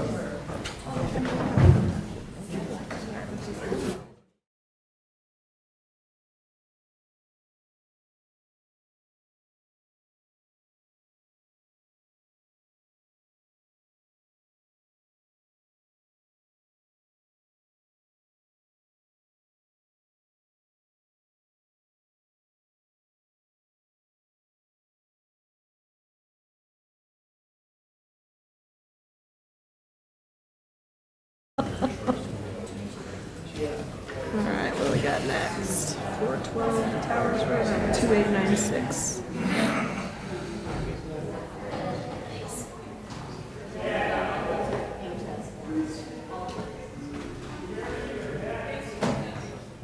Okay. We ready? I'm ready. Where is Kevin? They snuck to the restroom, I think. Kevin, where's Jeanette? She out there? She's in there too. Okay. Well, I think we can go, we still have a quorum, we can start, okay. Let's see, make sure I'm in the right place. The next item on our agenda is a conditional use permit request located at 2896 Highway K. The application number is CUP 22-10. The property owner is the Martha A. Keevan Revocable Living Trust. The developer is Louis Barra for Best Box Storage. The property zoning is C2, General Commercial District. Conditional use permit request is self-storage / mini warehouses. The parcel size is 3.94 acres. The location is on the east side of Highway K, approximately 500 feet of Royal Springs Parkway, adjacent to the city of O'Fallon. This is located in Council District 3. Staff. Hello again. So this parcel apparently has been used in the past. My understanding is it was actually part of a sod farm at one time. There's an existing, and it's only, it's not very big, but apparently that wasn't that long ago. There's an existing home there and a storage facility building, like a pole barn type of structure currently on it that I'm guessing are both going to go away because the proposal will be right smack in the middle of the site where those currently are. They need a CUP to do what they're going to do in that district, and the place is already served by public water supply and a public sewer, Duckett Creek. It does have a surrounding area with a lot of residential behind it in one direction. What is that, to the east and northeast? The type of facility, we do have a lot of those facilities around here. They are in the best interest of the people that put them up, I guess. They got a lot of security. So the access to the property, though, is going to be shared with the way you come in and out of one of the commercial properties in existence there, the Burger King. And if they were to do another drive to service this property, we'd have another curb cut in the area, and it might be really too close in that type of traffic to have yet another one if it's not absolutely needed. And there would be need to improve that drive to the county street level standards. Being that there's an existing drive that could serve as access, it's almost large enough by our standards, and this property is not anticipated to be a huge traffic draw every day. You know, there's going to be people in and out, but I don't know, they estimate not many, but I've had stuff in facilities like this myself, and you don't go in and out of there every day for the most part. Currently to the north, there's commercial property very close to a major intersection. There's already plenty of commercial activity in the area. They're going to be forced by other county ordinances to use dark sky lighting fixtures. And I believe we did make a recommendation that if at all possible, efforts be made in the construction of the building to reduce the amount of interaction between people that are using the building and the residences that are on that east side. So as a possibility, we were asking for a lot of the loading doors, the doors directly from the exterior to a storage locker to not be on that side, because that's going to add to activity where they back up to residences. I think it's a neighborhood of townhomes, isn't it, over there? So it seems that, you know, it's supported by the master plan. There's already plenty of commercial in the area, plenty of traffic in the area. This is not going to add to that much, in theory. It is going to be a rather large building. I think it's going to be 3 stories. We do have some drawings of it that are preliminary. And like I say, our only suggestion on that was to limit the parts of the building that are servicing their clients to being far away from, you know, the backyards, driveways, or fronts of the residential properties that abut the site. There's going to be a requirement for, I believe, the third kind of buffer we have, which is a 20-foot wide buffer, so the largest buffer we have, so between commercial and residential. And again, the dark sky lighting is a requirement. This is not going to be something that produces, hopefully, a lot of, mostly not a lot of noise, and I'm sure there's regulations that could be put in to make sure we're not storing things that are, and it's in the interest of the owners to have people not storing things that we don't want stored there that could cause fire.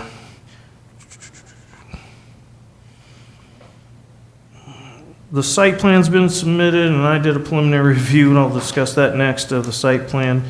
There is one suggestion I think I need to make mention that I think Mr. Wheeler suggested from Development Review, that because that's going to be serviced by that one drive, they recommend that that drive be a minimum of 42 feet wide. I measured it on the computer, which may or may not be super accurate, and I got 40 feet. So they're pretty close. So it shouldn't be a big deal to get ingress and egress at that one point. So that was the only part I think I needed to add in from Mr. Wheeler. So the staff then, in conclusion, represents this as, consistent with the land use plan and a use that's consistent with existing uses in the area, and recommends for approval of the CUP for the request to do mini storage at this site. Any questions for staff? So does this request include the plan as it is too, or is that going to be brought up at another time? We have next the preliminary plan, but there's not even final drawings, I don't think, on the actual building yet. There's some concept drawings. Okay, that's fine. I just want to make sure that when that comes up. Correct. Right, yeah. Okay, just going to get clarification. Thank you. All we're considering is the CUP at this time. At this time, yes. Any other questions for staff? Yeah, and I know you're reviewing the site plan, and later on, CUP's attached with the use of just the conceptual plan. So the northeast corner of the building is shown. How far is that from the property line? When you guys have measured that, that's not detailed in the concept plan. That might be for the applicant. I'm just curious what the zoning code allows. Seems pretty close. I don't have that in front of me. I'm not sure how close it is. I was looking at it as a review of just a concept plan that may or may not be exactly that size or in that location. Okay. Any other questions for staff? I do have a question. Will this still allow for the fireworks tents that always go up on that property? Or will this eliminate that? Sorry. The property is zoned commercial right now, and so they could come back and request a conditional use permit for a fireworks stand on this location, but they'd have to do that each year. Mm-hmm. And then they'd have to make that application before this body. Any other questions for staff? Hearing none, we'll ask the applicant to come forward.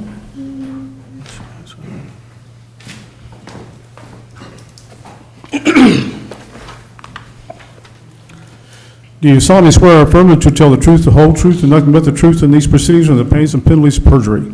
I do. Please state your name and address for the record. My name is Bo Reinberg, 7018 Maryland Avenue, St. Louis, Missouri, 63130. Okay, thank you. And Mike Hackmeister, Cochran Engineering, 8 East Main Street in Wentzville, Missouri. Okay, go ahead. So I'm not going to take too much offense to the crowd dispersing, but kind of used to it when I start talking, so I get it. I appreciate everyone's time. I'm one of the owners of Best Box Self-Storage and have been in the self-storage development and ownership business for 15 years. We've developed over 15 facilities in the St. Louis area and 20 facilities across the country. We really pride ourselves on having a best-in-class product for the residents and also the small businesses. We really feel like that this specific market, which is kind of the 3-mile radius from this site, is lacking a Class A self-storage facility. And when we define Class A, we define it as climate-controlled, secure access, so that it's not just a gate, it's secure access through the loading areas into the facility, and then also a state-of-the-art security system with over 30 cameras on the exterior and interior. As to the comment, earlier about the number of these facilities, listen, I totally understand that sometimes it seems like you drive by a corner and there's a self-storage facility going up. Part of that was driven by COVID with changing in work habits, a lot of people working from home, a lot of small businesses that had to restructure their inventory. The number of customers that we have now that are small businesses has gone from 10% to 30%, driven in part by inventory and things that they needed to order. With residential, folks that work from home now kind of use that third bedroom or maybe a third bedroom that was a storage unit into a office. And so there is a demand. And in fact, in this submarket, there's only 3 square feet per capita of self-storage. The national average is 8 square feet per capita. So this is a significantly undersupplied market, meaning consumers and residents from this area travel outside the area to accommodate their storage needs. We feel like we have the best product to bring to this market to serve the needs of those residents. We've developed a number of projects surrounded by residential areas which buffer a commercial area. It has been shown time and time again that a low-impact amenity such as self-storage, low traffic, low noise, low to no noise, low use of public services is a wonderful buffer between the higher intense uses on a commercial thoroughfare such as Highway K and the residential uses. I would draw people's attention to Ellisville, Missouri, where we redeveloped at 100 Clarkson Road a former Baptist church into a self-storage facility that's surrounded by residential neighborhoods. Home prices behind us prior to the sale were 30% less, or prior to the construction of our facility, were 30% less than after the construction of our facility. After we were open, a home builder bought, a home builder bought 13 of the homes, tore them down, and built homes that were twice the cost of the homes in the existing neighborhood. So we've proven to be a very good buffer between high-intensity commercial and residential. Not only is residential our primary customer, but it's also a good neighbor for us. Questions for the applicant? Will you be purchasing this ground or just leasing the ground? Purchasing. And no fireworks stands. Or band practices. Do you have restrictions on? Or cell towers, let me say that. We're not doing a cell tower anywhere near it. I want to come right out of there and say no cell towers. What are your restrictions on what can be stored in the individual facilities? Yeah, so we're really strict about no hazardous materials, no flammable materials, perishable items, anything to that extent. Any questions for the applicant? Yes, Robert? May I ask, please, if I could direct your attention to one of the proposed conditions, which would be no doors for storage units shall be located on the eastern side of the building. That recommendation is there in order to help protect the residents to the east, but I wanted to see if the applicants had any comments about that proposed restriction and if that would cause a problem for them. We don't have any, so I noticed that when it came through. We don't have any problem with making that. The current elevation that you have shows doors there. We don't have any problem eliminating those doors. The need for the drive is really driven by the fire department to have access that has that hammerhead. So when we've done that in the past, because of the cost to put in drives like that, we like to have drive-up units, but we totally understand the thought behind that, and we're okay with it. Okay. So 70% of the loading and unloading is facing the commercial area. And so the rear exterior really would be left for landscaping, green space, detention in the corner as it's shown. What'll happen, I assume the existing home will be, all that'll be demolished, taken out? Yeah. Any other questions for the applicant? I think I answered my question, but that closest corner to the property line, is it about 30 feet? I believe so, yes. Okay. Gotcha. Any other questions? Okay, thank you. Terry, do you have a question? No. Okay. I had a comment that I would add.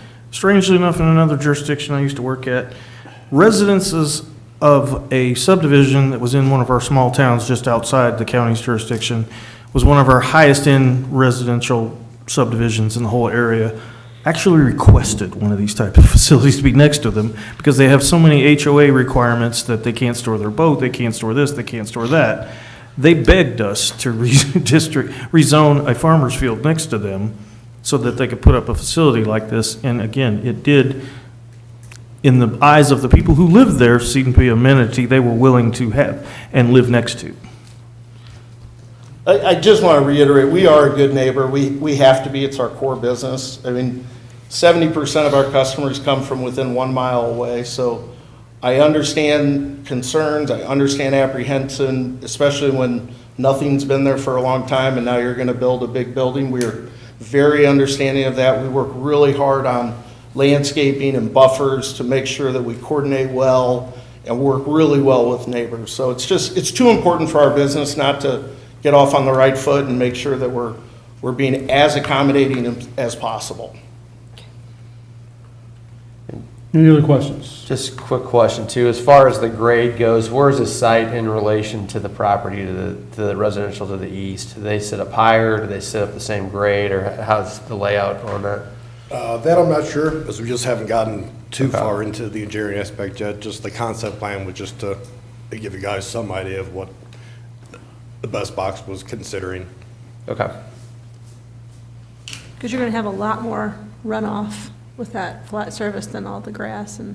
Yeah, well, and I'm thinking too, it's a 3-story storage facility. Yeah, there's a proposed detention pond down in, what's that, the southwest corner. Yeah, there's detention. The other thing too is. Well, I'm more the site, and I get the detention. Yeah, I see They're what you're showing a large detention pond there, so that makes sense on the size of it.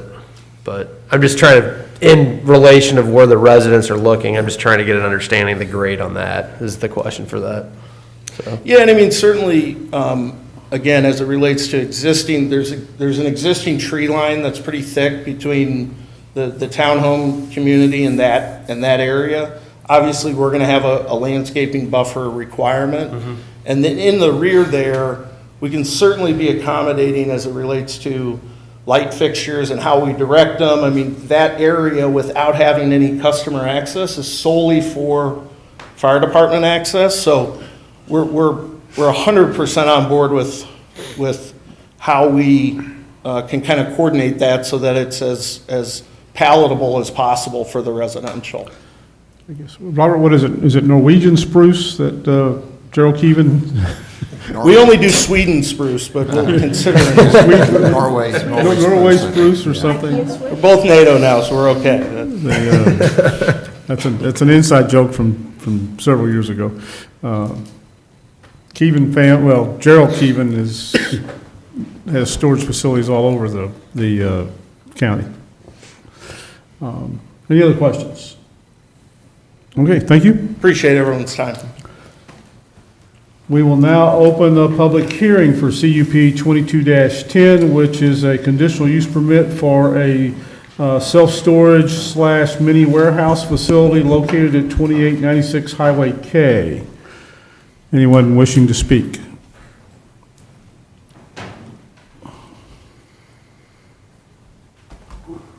you leave your stuff? You'll write bad notes to me. Yeah, really? I know, it's bad, right? It looks like I was taking notes, though. Please, Go ahead, ma'am. There we go. We'll do both at the same time. Do you solemnly swear or affirm that you'll tell the truth, the whole truth, and nothing but the truth in these proceedings or the pains and penalties of perjury? Please state your names and address for the record. Lisa Gleason. I live at 117 Fallon Villa Court, O'Fallon, Missouri, 63368. Ma'am, and you? Carolyn Stewart, 113 Fallon Villa Court, O'Fallon, Missouri. Okay, go ahead. Okay. We are actually neighbors right next door to each other. We've been there maybe 10 years, 12 years, something like that. I'm also the president of the HOA there. We literally back up to this property. We sit below what this building is going to be. When we were first talking about this, we thought, this is great, that of all things that we could have go in up there, storage unit, great. I just found out that they're talking about 3 stories. So when I sit on my deck and I am trying to enjoy, I will have a brick wall going straight up behind my house. There is no trees there. What he's talking about is, I don't know, honey.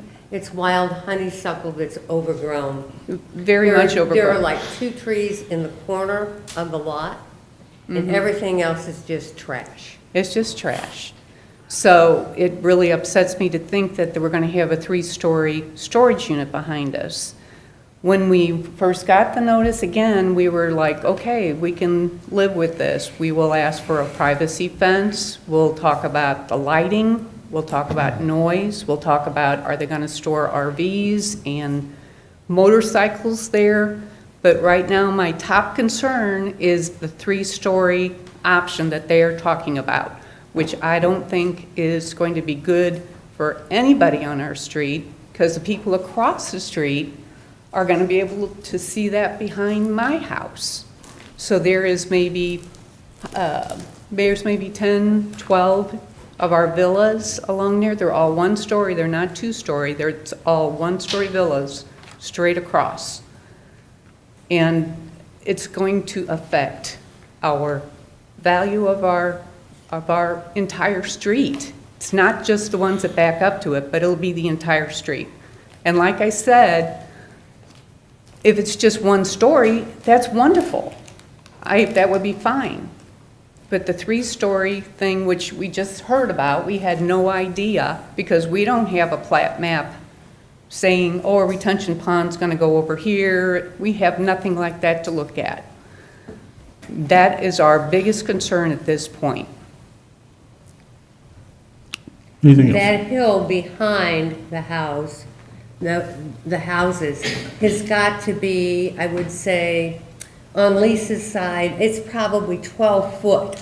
There's a 12-foot drop there. That's how severe it is. So then you add a 3-story tall building on top of that. That is the main big problem. Also then the lighting. What happens with the lighting? And you have all this lighting above and we're down below.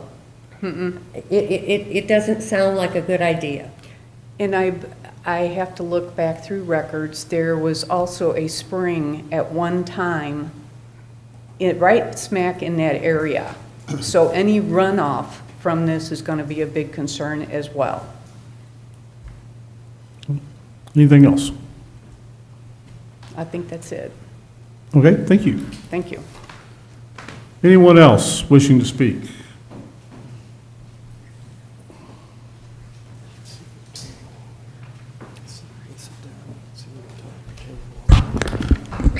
Do you solemnly swear or affirm that you'll tell the truth, the whole truth, and nothing but the truth in these proceedings or the pains and penalties of perjury? Yes, I do, so help me God. Please, you know the drill. Gotcha. Thank you very much, members of the commission. My name is Arnie C. A.C. Dinoff, County Public Advocate, mailing address P.O. Box 1535 in O'Fallon, 63366. I want to bring to your attention, I'm sure you've read it, the one opposition email that's attached to the packet.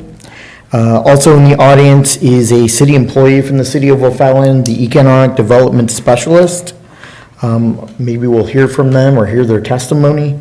But I'm definitely in opposition to this. This corridor, Missouri Highway K, is one of Missouri's largest commercial corridors. The State Transportation Improvement Plan, known as a STIP, will call for by 2027 one additional lane northbound and one additional lane southbound. O'Fallon right now is being overwhelmed by storage facilities, car washes, and banks.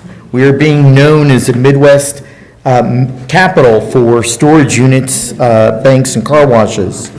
All the above do not pay any sales tax except for buying cardboard boxes and packing tape.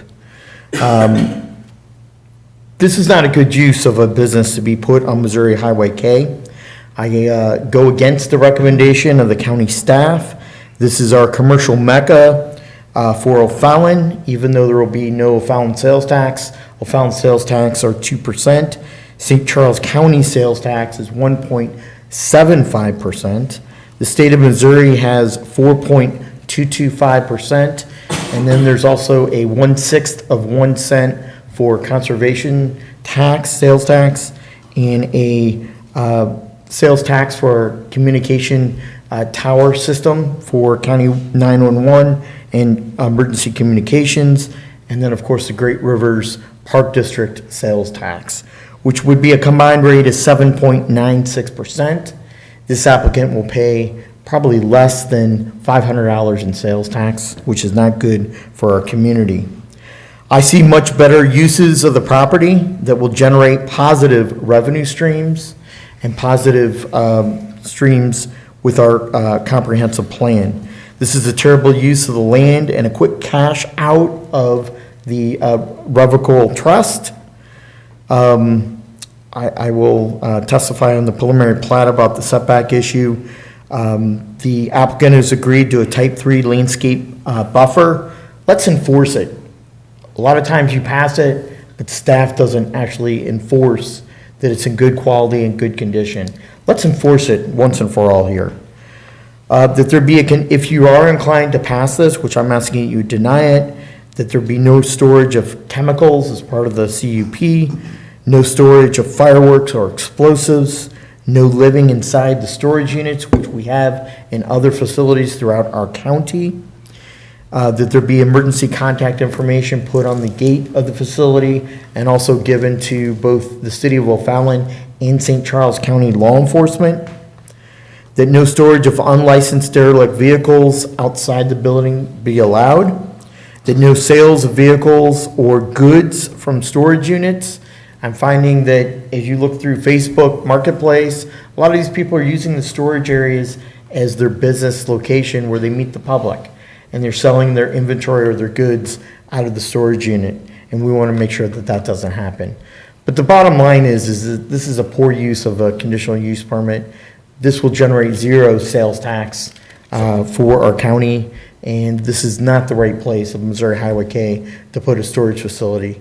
If they're going to put it, a street behind or a street, in a non-residential area, I wouldn't have any qualms with it. But this is not the place to put it. I ask that you humbly deny this application for the conditional use permit. Thank you. Anyone else wishing to speak regarding application CUP 22-10? Seeing no one, we'll close the public hearing, ask the applicant to come back.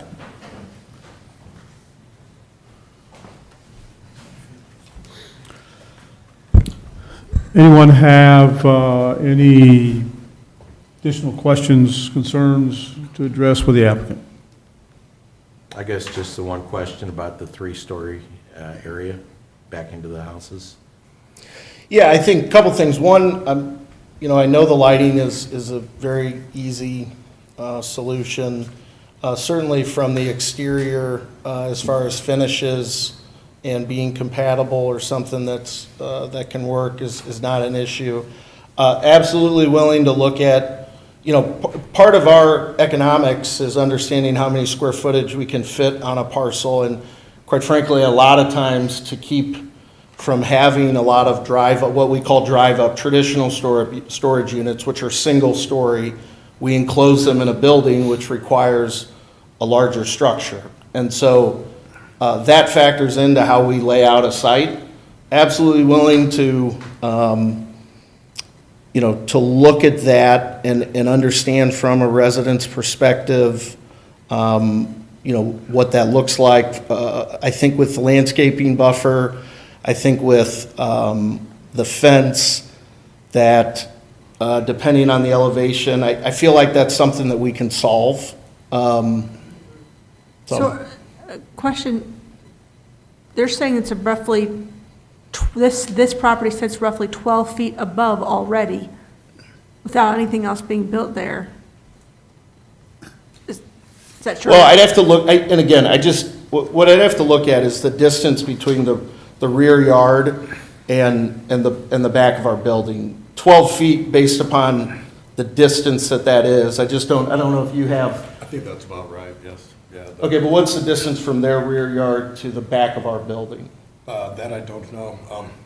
The back of your building, the closest point is 15 feet from the property line. That's the landscape buffer. 15 feet? From the back of your property line is your buffer. That's awful close. Would you be open to a wider buffer yard, maybe double that? Yeah, I think we could accommodate that. I mean, part of it, again, is the rear there is to accommodate the drive for the fire department. That's the only thing in the rear is that fire department drive. So, understanding what they need and what type of access they require, we can absolutely work with the buffers in either direction. If we can do 30 feet there and shorten one over on the other side, maybe we can accomplish kind of what everyone's looking for. Any other questions for the applicant? The other thing too, to address the sales tax issue, I think a couple things to keep in mind, that obviously higher traffic sales tax generators create traffic, noise, light, a lot of things that were discussed in previous presentations, right? And so we really believe firmly that a buffer of our use to those uses is not a bad thing. The second thing is, whether I like it or not, an $8 to $9 million building is going to have a much higher property tax than what's currently there, right? I understand that from a county and a city perspective, how those dollars and cents work is not as important as a sales tax, but from a school district, from a fire department, from other services, there's importance to higher property tax.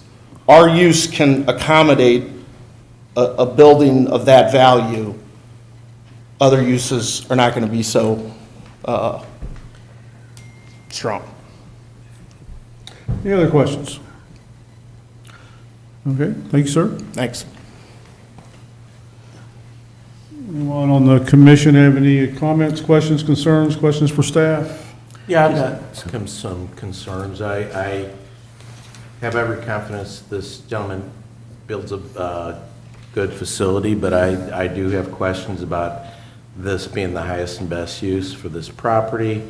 And I especially with it backing to the residential, most of the self-storage places I can think of are either in rural areas or have other type of commercial areas around them rather than backing, although he did point out an area over in Ellisville that was not the same. But I do have some concerns about that. Just up the street from where Page Extension and K, there's a massive U-Haul facility right on Route K. I know because I used it. K and where? Huh? K and where? North of K and Page Extension. Yeah. Or in. Yeah. You know where Madison's restaurant is? Mm-hmm. If you go head north, go up about a half mile, there's on your right, there's a massive 3-story U-Haul facility. On K? Yeah, right on K. I mean, it's right on K. So it's right next by this area essentially? Yeah. Well, I'm not sure in relation to this. It's Bisey Yeah. and Yeah. Yes, sir. We're dealing with a lot of storage situations over the last 2 or 3 years. Some of them are the type of places that are suited for rural, their boat and, RV storage. Obviously, this is something that's quite different. I think, as he mentioned, these kinds of things are in demand. They really are. Otherwise, he wouldn't be proposing doing it because there is a demand for it. As for better uses, I think that, when it comes to tax revenue, you could find some better uses, but you also would run into large amounts of problems. If somebody decided that they wanted to put in a McDonald's there, or somebody wanted to put in, a large number of different types of commercial things, I think the neighbors would be as opposed or even more opposed to that type of development. Now, I look at the shape of this lot, and if you put some other commercial activity, you got a very small area right on K, because the majority of the ground is behind the Burger King and. I'm just thinking from the side view of the residential area. I think if you have the 12-foot elevation increase and then anywhere from 1 to 3 stories behind it, I think it's frankly, it creates a negative impact on the value of the properties, and that's my concern. Now, correct me if I'm wrong, though. I mean, this first conditional use permit really doesn't pertain to the size of the building or the sight lines or anything else. I think Correct. that's the next one. That's the next one. So what we're considering is just the conditional use permit for, for this facility. Right, and again, I would go back to my comments about highest and best use. Okay, thanks. Ms. Barr, Mr. Fromm, you have any questions or concerns?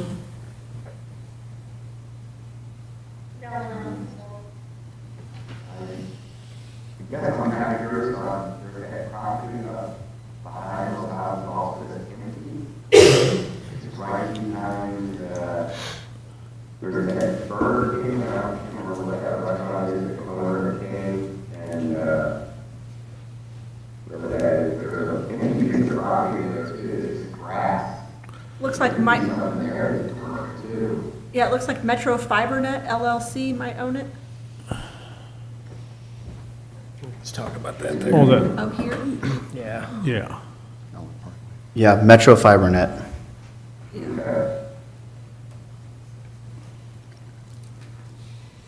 So I'm not really sure. I mean, I can sympathize with the residents for sure. I think that what we have to do is address this in the next presentation from them about what kind of building they're putting on there and what's the impact. So I'll hold that for the next meeting. Okay. Well, at this point, anyone else? When we make the motion for this, do we have to also mark in there that we want to follow the staff recommendations, or does that come automatically? Well, no, I'll take care of that. Okay, cool. Okay, so at this point, the chair will entertain a motion to approve CUP 22-10, which is the granting of a conditional use permit on the property located at 2896 Highway K for the development of a self-storage / mini warehouse facility, subject to the conditions proposed by staff. Is there a motion? Motion to approve. Mr. Holler made the motion. Is there a second? Second. We'll give Mr. Fromm a second. Okay. About time. Ms. Spamer, how do you vote? Yes. Mr. Cornwell? Yes. Mr. Fromm? Yes. Ms. Barr? Yes. Mr. Clary? No? Mr. Hollander? Yes. Ms. Kirchner? Yes. Mr. Shell? Yes. And I vote yes. Okay, so the CUP passes. Where am I at? I shouldn't have done that. Okay, now, let me get back here. Okay.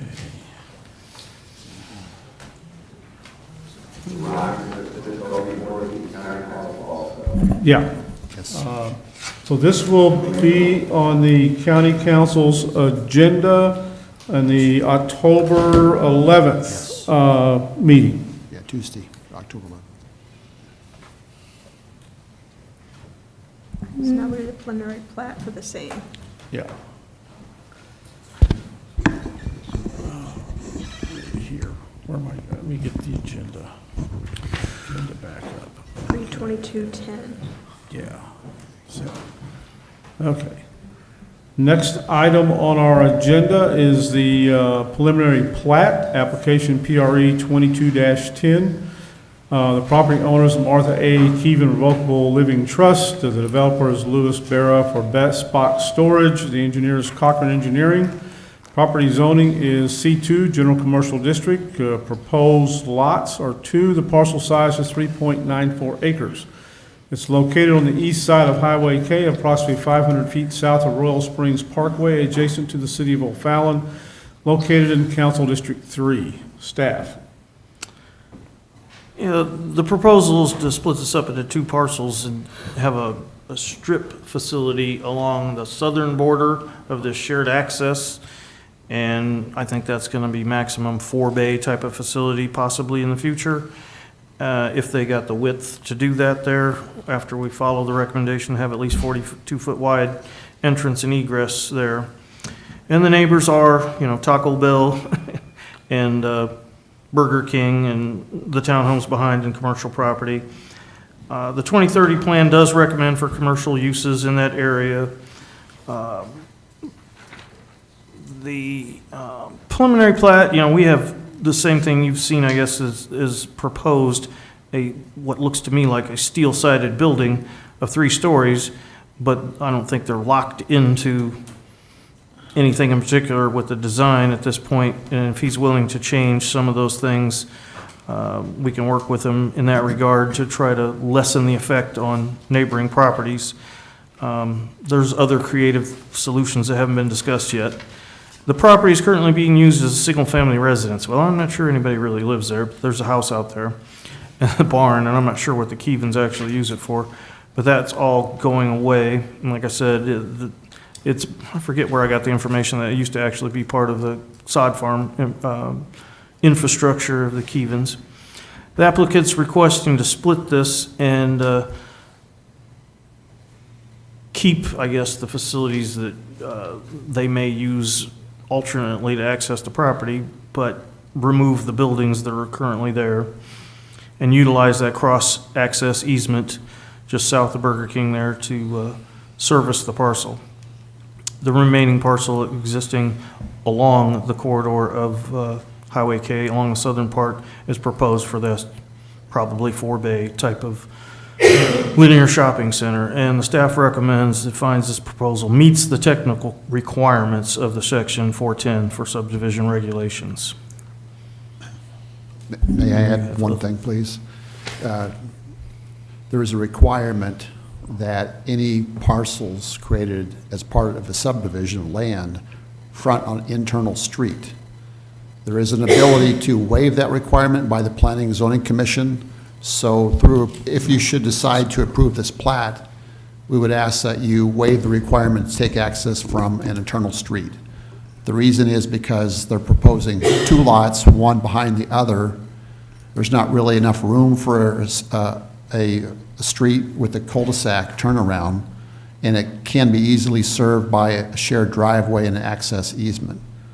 So I'd make that request too, that you approve it with a waiver to allow access from an access easement rather than an internal street. Any other questions for staff? If not, we'll ask the applicant to come forward. Now the engineering questions.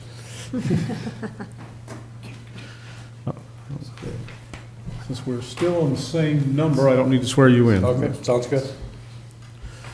Engineering questions. We talked about it, the grading and where the runoff could possibly go. I can see that, being an issue if I'm living behind there, because you're now going to have a lot more, I'm assuming this is going to be blacktopped. I believe so, yes, asphalt paving, yes. So rain runoff, I'm assuming you're going to grade everything to go down towards that retention pond? One would assume, but then again, we really haven't gotten all that far into the engineering yet at all, so. I'm But not an engineer, but I can give a better answer than that. Come forward. But- You're still sworn in. All right, good. Because what I would say is, sorry. No, you're gonna. What I would say is, one, the standards for stormwater are no small task for new developments, and it is incumbent upon us to design something that improves runoff, not makes runoff worse. So through the detention area, and actually when you add the appropriate drainage systems on asphalt, as well as a roof system that catches most of the storm versus just sheet flow as it does now, you're able to direct the stormwater where you want it to go, which is in the detention areas for treatment and such, so. You want a job? Never good at math. Now, what will be the size of this lot 1? That is just over 1 acre. Okay. 1.04 acres. I guess the detention would be servicing lot 1 and the lot behind there? Not to my knowledge, no. Lot 1 would have its own Okay. detention requirements. Okay. And right now, there's no proposal for what will be on lot 1. No. Rumor has it there's something in the works, but it's being done by another company, so. It's not, we're not the developer on the front lot, but it's it's obviously being redeveloped. Come forward to your It's obviously being redeveloped for a commercial use, which again speaks to being able to, from an economic standpoint, utilize the acreage of this parcel is providing the opportunity for a high sales tax generator to use the front of the parcel. So it works in unison. So you're only buying lot 2? That's right. Okay. Okay. I'll sit close. Please. Any other questions regarding this preliminary plat? Ms. Barr, Mr. Fromm, do you have any questions regarding the preliminary plat? I guess I have a question. So on the previous one where the zoning or the conditional use was changed, if the front part is going to be developed differently, how is that going to impact the front part? Since it's now, the parcel has now been approved for this use. Well, the front part will stay as general C2 commercial. We didn't change the zoning, we just gave them conditional use. But we've given it for the whole parcel, correct? Or is that incorrect? I mean, do we It's give it limited- just for this second lot, or did we? Yes. Yeah, the conditional Okay, use it wasn't permit really stated pertains that to way. the lot behind, Okay. Okay. proposed lot behind. Any other questions? Okay. Thank you, sir. Thank you. We will now open the public hearing for PRE 22-10, which is the preliminary plat for Keven Center on K, located at 2896 Highway K. Anyone wishing to speak regarding this preliminary plat?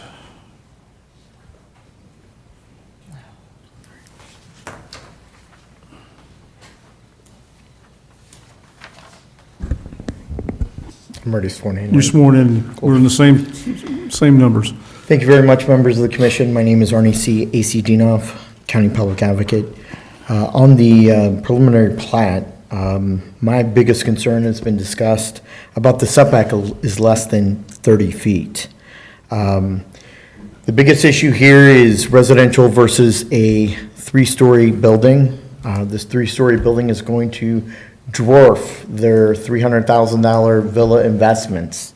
Because I'll tell you what, I would not want to buy a villa being dwarfed by a third-story storage unit or building. I would propose, number one, that you reduce the size of the building from 3 stories to 1 story. Number two, that a 50-foot buffer be included at the rear of the property that abuts the residential villa community.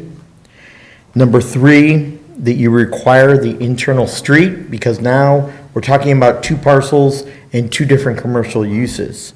So how can you take the recommendation of staff and waive that internal street when we don't even know what that commercial entity, who they're negotiating with, or what could come of it? There could be a big, huge need for that internal street, depending on the use of the commercial venue. So now we're talking about two different lots. You need to take that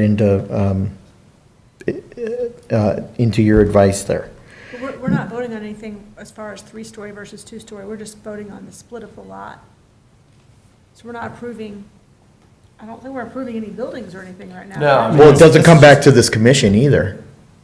Yeah. It would be at staff review after this. The CUP is still being reviewed by the city council.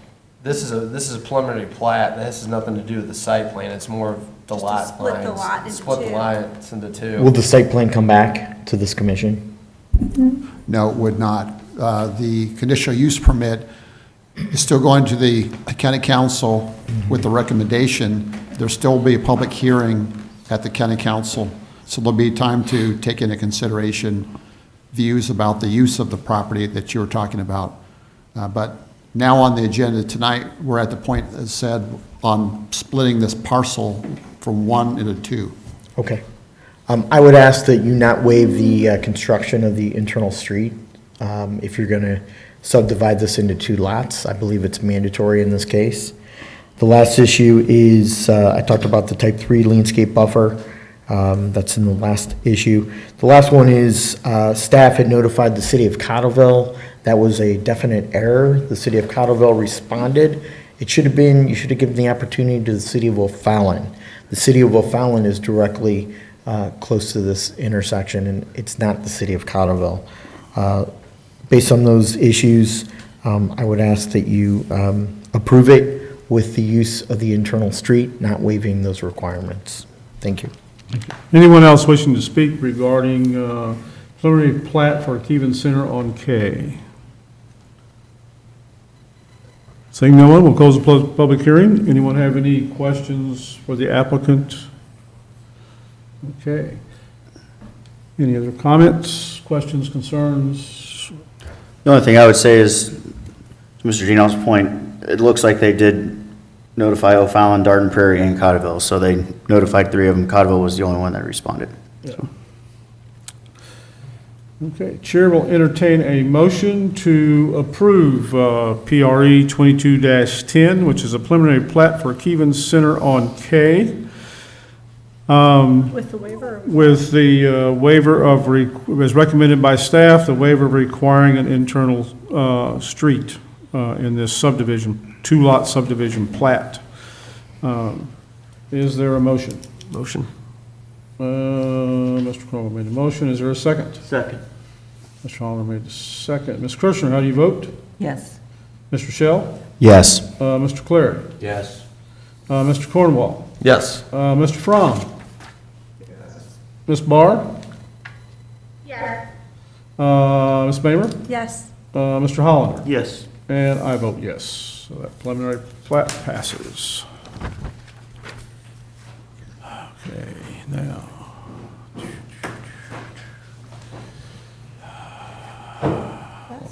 Here, why don't I just use this. Next item on the agenda is preliminary plat for The Grove at Riverdale on Dyer Road. The application number PRE 22-09. Property owners are Thomas J. McMenamy and Julie A. McMenamy. The developer is Charlestown Crossing LLC. Engineer is Cole and Associates. Property zoning is R1E, single-family residential district, 10,000 square feet minimum lot size. Proposed lots is 101. The parcel size is 59.9 acres. The location is on the west side of Dyer Road, approximately 750 feet north of Riverdale Park Drive, adjacent to the city of St. Paul, located in Council District 1. Staff. Previously, this body and the county council reviewed a rezoning request for this tract. That was approved, and so now there's existing zoning for 2 different districts. One zoning district is for R1A, single-family residential district, which allows 1-acre lot sizes And then the other district is R1D. I'll make sure I have that correct. So now before you have, before you, excuse me, a plat that's in conformity with that zoning. The R1A zoning for those 1 acre lots, it's around the borders of the property, the northern property line and the western property line. That's it. They're proposing 1 acre lots within that zoning district. Throughout the rest of the subdivision, they're proposing lots in conformity with the R1D, single-family residential district. They're proposing one entrance. We have a letter in your packet from the school district explaining how they will provide bus service within the subdivision. We also have a letter from the sanitary sewage provider stating that they can provide service to this subdivision, as well as a letter from the city of St. Paul stating that they will provide water for this subdivision. County staff recommends a finding that the plat meets the technical requirements of Chapter 410 of the county ordinances. Any questions for staff? Robert, since this has 101 lots, we don't have to require 2 entrances? It's being reviewed by the fire district, O'Fallon Fire District. So the rule is that they have to get approval from us. They also have to get separate approval from the O'Fallon Fire District. So I don't know if O'Fallon has that requirement for 100 lots or not. Some of the fire districts do, some of them don't. So we'll find out with further review. Now, how they could address this is if they if they have the 100 lot rule, they can do a couple of things. One, they could apply for a variance because they have 101 lots and not 100 lots. Another thing they could do is remove a lot and just have 100 lots instead of 101. Also, I think that there is a way to provide sprinklers in some homes toward the back and get credit in that way. And then the fourth option I could think of would be to provide a second entrance, although I think that's the least likely of the 4 if they're required to address that. If the O'Fallon Fire District has that requirement and if they're required to address it. With the second entrance would have to come off Dyer Road, right? Mhm. So 2 entrances. And Right. Yeah. This is the T.R. Hughes project, right? It's the McMenamy is the owner, and it is Sean Leslie's in the audience, and he can explain exactly what the nature of the development company is. And Okay. Any questions for staff? Not, well, is the applicant to come forward?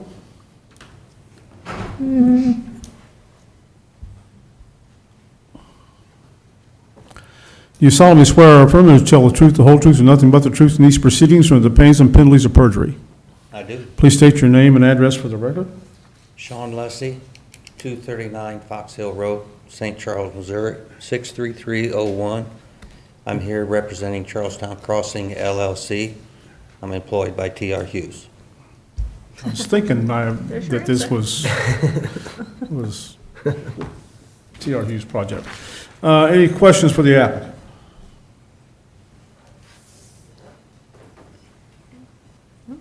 Seeing none? Okay. Thank you, sir. Thank you. Thanks for walking up. Yeah.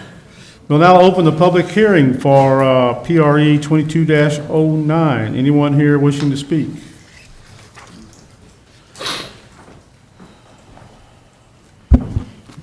You solemnly swear or affirm that you'll tell the truth, the whole truth, and nothing but the truth in these proceedings, or the pains and penalties of perjury? Yes, I do, so help me God. Please state your name and address for the record. Arnie C., A.C. Dinoff, County Public Advocate, mailing address P.O. Box 1535, O'Fallon.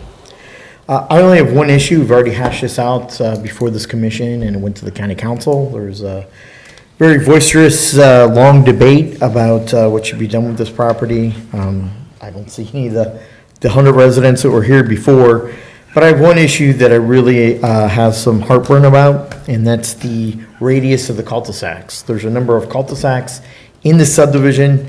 I forget what our code says about the radius, turning radius, but the letter from Bernie DeBray, superintendent of the Fort Zumwalt School District, says the bus requirement to pick up within the subdivision needs to be a minimum of 110 feet.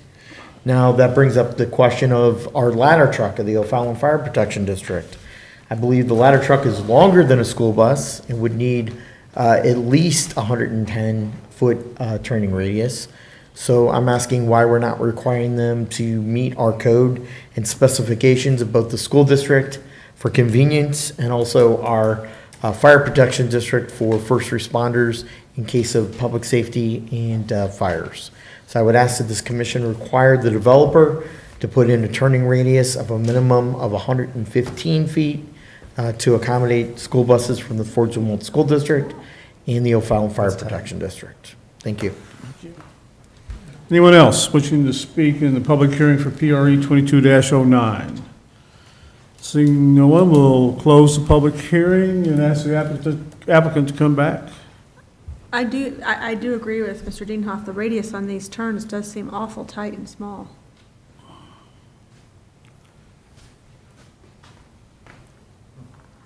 Maybe I'm missing something. Do you know what is the turning radius in the cul-de-sacs?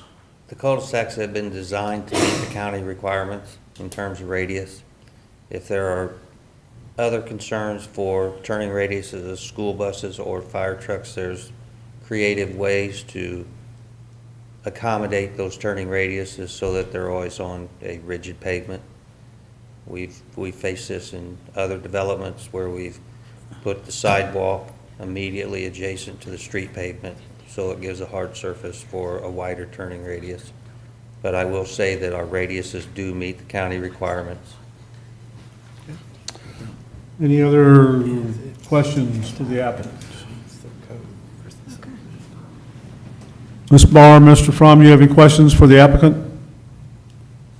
No, I think we have cul-de-sac, you can't drive school bus down the road, fire trucks out, the fire does have that car come down on the road, and any kid that's for school, they have to walk up the top or something to do, entrance to get it, and that's difficult, so I see why. Okay. Anyone else? Thank you, sir. Thank you. Anyone on the commission have any other questions, comments? Yes, sir. You know, I do want to point out that when this came before the council, there was a lot of discussion about, the development, and the councilman from that district, along with some residents and along with Mr. Hughes, got together and came up with this particular plat. And I think it really meets the needs and satisfaction of, what we're really looking for, so. Chair will entertain a motion to approve PRE 22-09, which is a preliminary plat for the Grove at Riverdale located on along Dyer Road. Is there a motion? So moved. Second. Ms. Mayor made the second. Mr. Shell, okay. Mr. Cornwall, how do you vote? Yes. Mr. Fromm? Yeah. Mr. Hollander? Yes. Ms. Paymer? Yes. Mr. Clary? Yes. Ms. Barr? Yes. Ms. Kirschner? Yes. Mr. Shell? Yes. And I vote yes, it passes. Okay. Next thing on our agenda is, we have no continued items. The next thing is to approve the minutes for the August 17th, 2022 meeting. Is there a motion to approve the minutes? Motion. Is there a second? Second. Been motion and a second. All in favor, sign aye. Aye. Aye. Minutes are approved. Planning and zoning division updates. I was just going to thank Jeanette Kirchner for serving again for the Planning and Zoning Commission. And also wanted to say that Jeanette served on the Master Plan Steering Committee too, as well. So you have experience in both those realms, so thank you. You're welcome. Any update on Mike? Mike Herbert, our department director, is out on medical leave, and I spoke with him today. He's at home, and he's undergoing physical rehabilitation and is improving actually quite well. So in the interim, I'm serving as the acting department director for community development. So I'm a little slow right now sometimes in responding to inquiries, but I think that with time that will be resolved. Our best wishes to Mike, convey those. And we're thinking about them. Yeah. Okay, anything else before the commission? Roger, Yes, sir. I want to thank you, Robert. Thank you for serving in and asking a lot of work for you. And like so much, I appreciate it. Mike's a good friend too, so tell him everyone's okay about it. Is there a motion to adjourn? Motion. All in favor, sign aye. He's a friend of Mike's. Yeah. Chad, we got